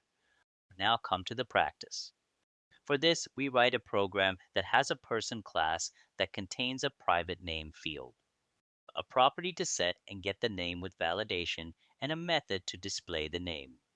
Then store data in name fields and display it using the getter and setter methods. Let's start creating this program. For this, open Visual Studio. Here we create a new project with the name properties and fields. Now we can see a default class is created named internal class program with the file name program.cs. Now we create another class named person. Then we write a private string underscore name semicolon. We declare a private string field named name within a class, indicating that this variable can only be accessed within the same class and is not accessible from outside code. So we cannot directly access this field because it's a private field. To access this field, we can use properties of this class, namely the getter and setter. Additionally, we want to ensure that the name field is not empty. For this, we write public string name curly braces. We declare a public property named name. Setting this property as public is useful when we want external code to interact with and manipulate the value of that property. It allows other classes or code outside the current class to read or modify the value of the name property. Then inside this property, we create a setter by writing set curly braces. If opening parentheses, not operator string dot, is null or empty. Parentheses value, closing parentheses, curly braces. Underscore name equals to value semicolon. Else curly braces, print a string name, cannot be null or empty. Here set is the keyword for setting the value of the property. Then if is a conditional statement checking if the incoming value is not null or empty. Here string dot is null or empty is a method that checks if a string is either null or an empty string. If the condition is true, then value is assigned to the private field name. This line of code sets the internal field to the provided value. On other hand, if the condition is false, indicating that the incoming value is null or empty, then it prints a message to the console indicating that the name cannot be null or empty. Then we will write get curly braces return underscore name semicolon. So this is a getter method within a property. It allows external code to retrieve the value of the private field name. Now we will create a display info method that prints the value of the name property to the console, providing a convenient way to display information about a person object. For this we write public void display info parentheses curly braces. Then we print a message that includes the value of the name property from the current instance of the class using string interpolation method. Now let's go ahead and create an object for our person class. To do that, go into our program file and inside the main method, we were going to create a person object. For this, we write person object equals to new person parentheses semicolon. So here we create a new instance of the person class and assign it to a variable named person object. And it allows us to access and manipulate its properties and methods. Then we write a person object dot name equals to double quotes Anderson Smith semicolon. Here we set the string value Anderson Smith to the name property using the instance of the person class. Then the setter method evaluates this value, finds it valid, and assigns it to the private field name within the person object. If the value were null or empty, the setter would print an error message to the console as per the validation logic. So this line effectively updates the name of the person object to Anderson Smith, allowing for controlled modification of the object state through the property setter. Then we write a person object dot display info parentheses semicolon. Here we call the display info method using the person object instance. In this context, since the name property was previously set to Anderson Smith using the setter. So calling display info results in the console displaying name is Anderson Smith. So this method encapsulates the logic for displaying information. So let's go ahead and execute it. Now here we can see the output, which is the name of Anderson Smith. So this is a simple example where we use these three terms, properties, fields, and methods. I hope you learned something useful in this lecture as well, and I'll see you in the next one. Introduction to Constructors. In this lecture, we will discuss constructors and destructors in C#.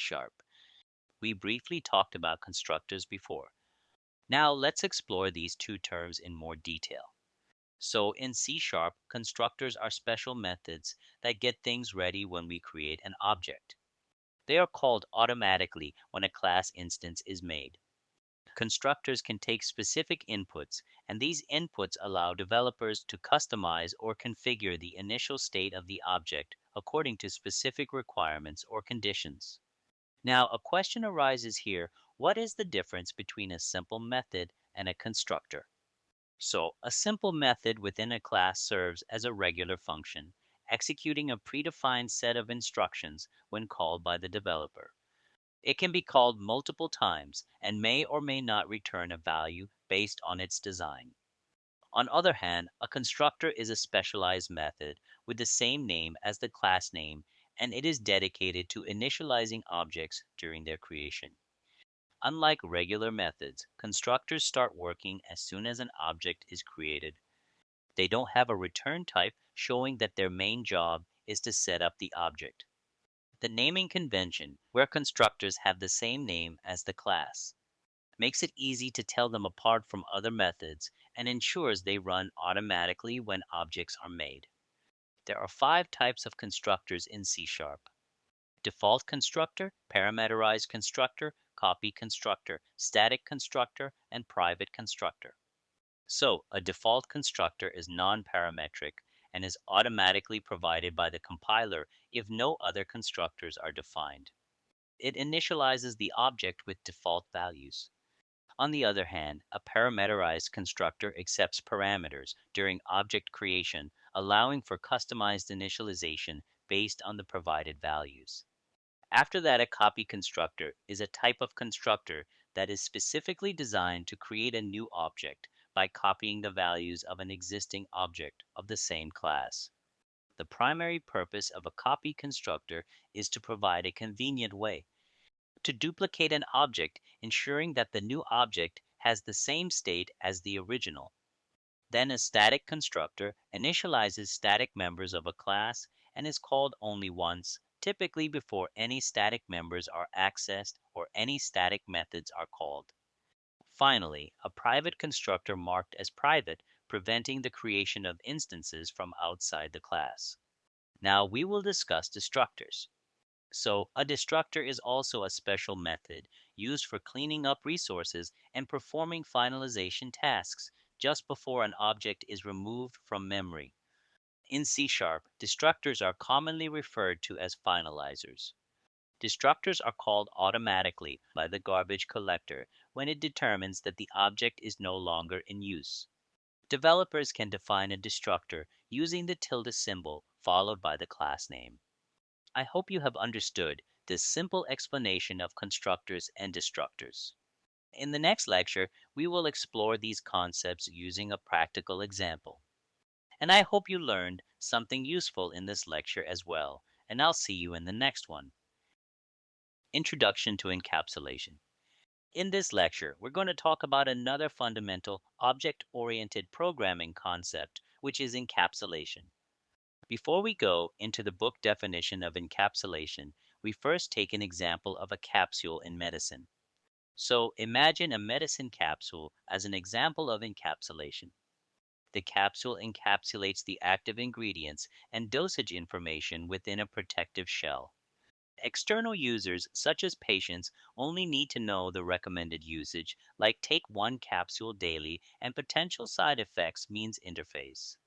But the exact formulation and manufacturing details, like implementation, are hidden, ensuring the medicine's integrity, simplifying its use, and allowing changes to be made internally without affecting external users. Similarly, in C Sharp, encapsulation means putting data and related actions inside a box called a class. We lock the box and show only what others need, keeping the inside details hidden. This makes our code neat and lets others interact with it only in the ways we decide. In C Sharp, encapsulation is achieved through the use of access modifiers like public, private, protected, and internal. These modifiers control the visibility of classes, methods, and fields. So we have already used and learned about public and private access modifiers. Now let's discuss all these access modifiers in detail. So access modifiers in C Sharp determine the visibility and accessibility of classes, methods, and other members within a program. They control which parts of a program can be accessed or modified from other parts of the program or external code. In C Sharp, there are several access modifiers, as mentioned earlier: public, private, protected, and internal.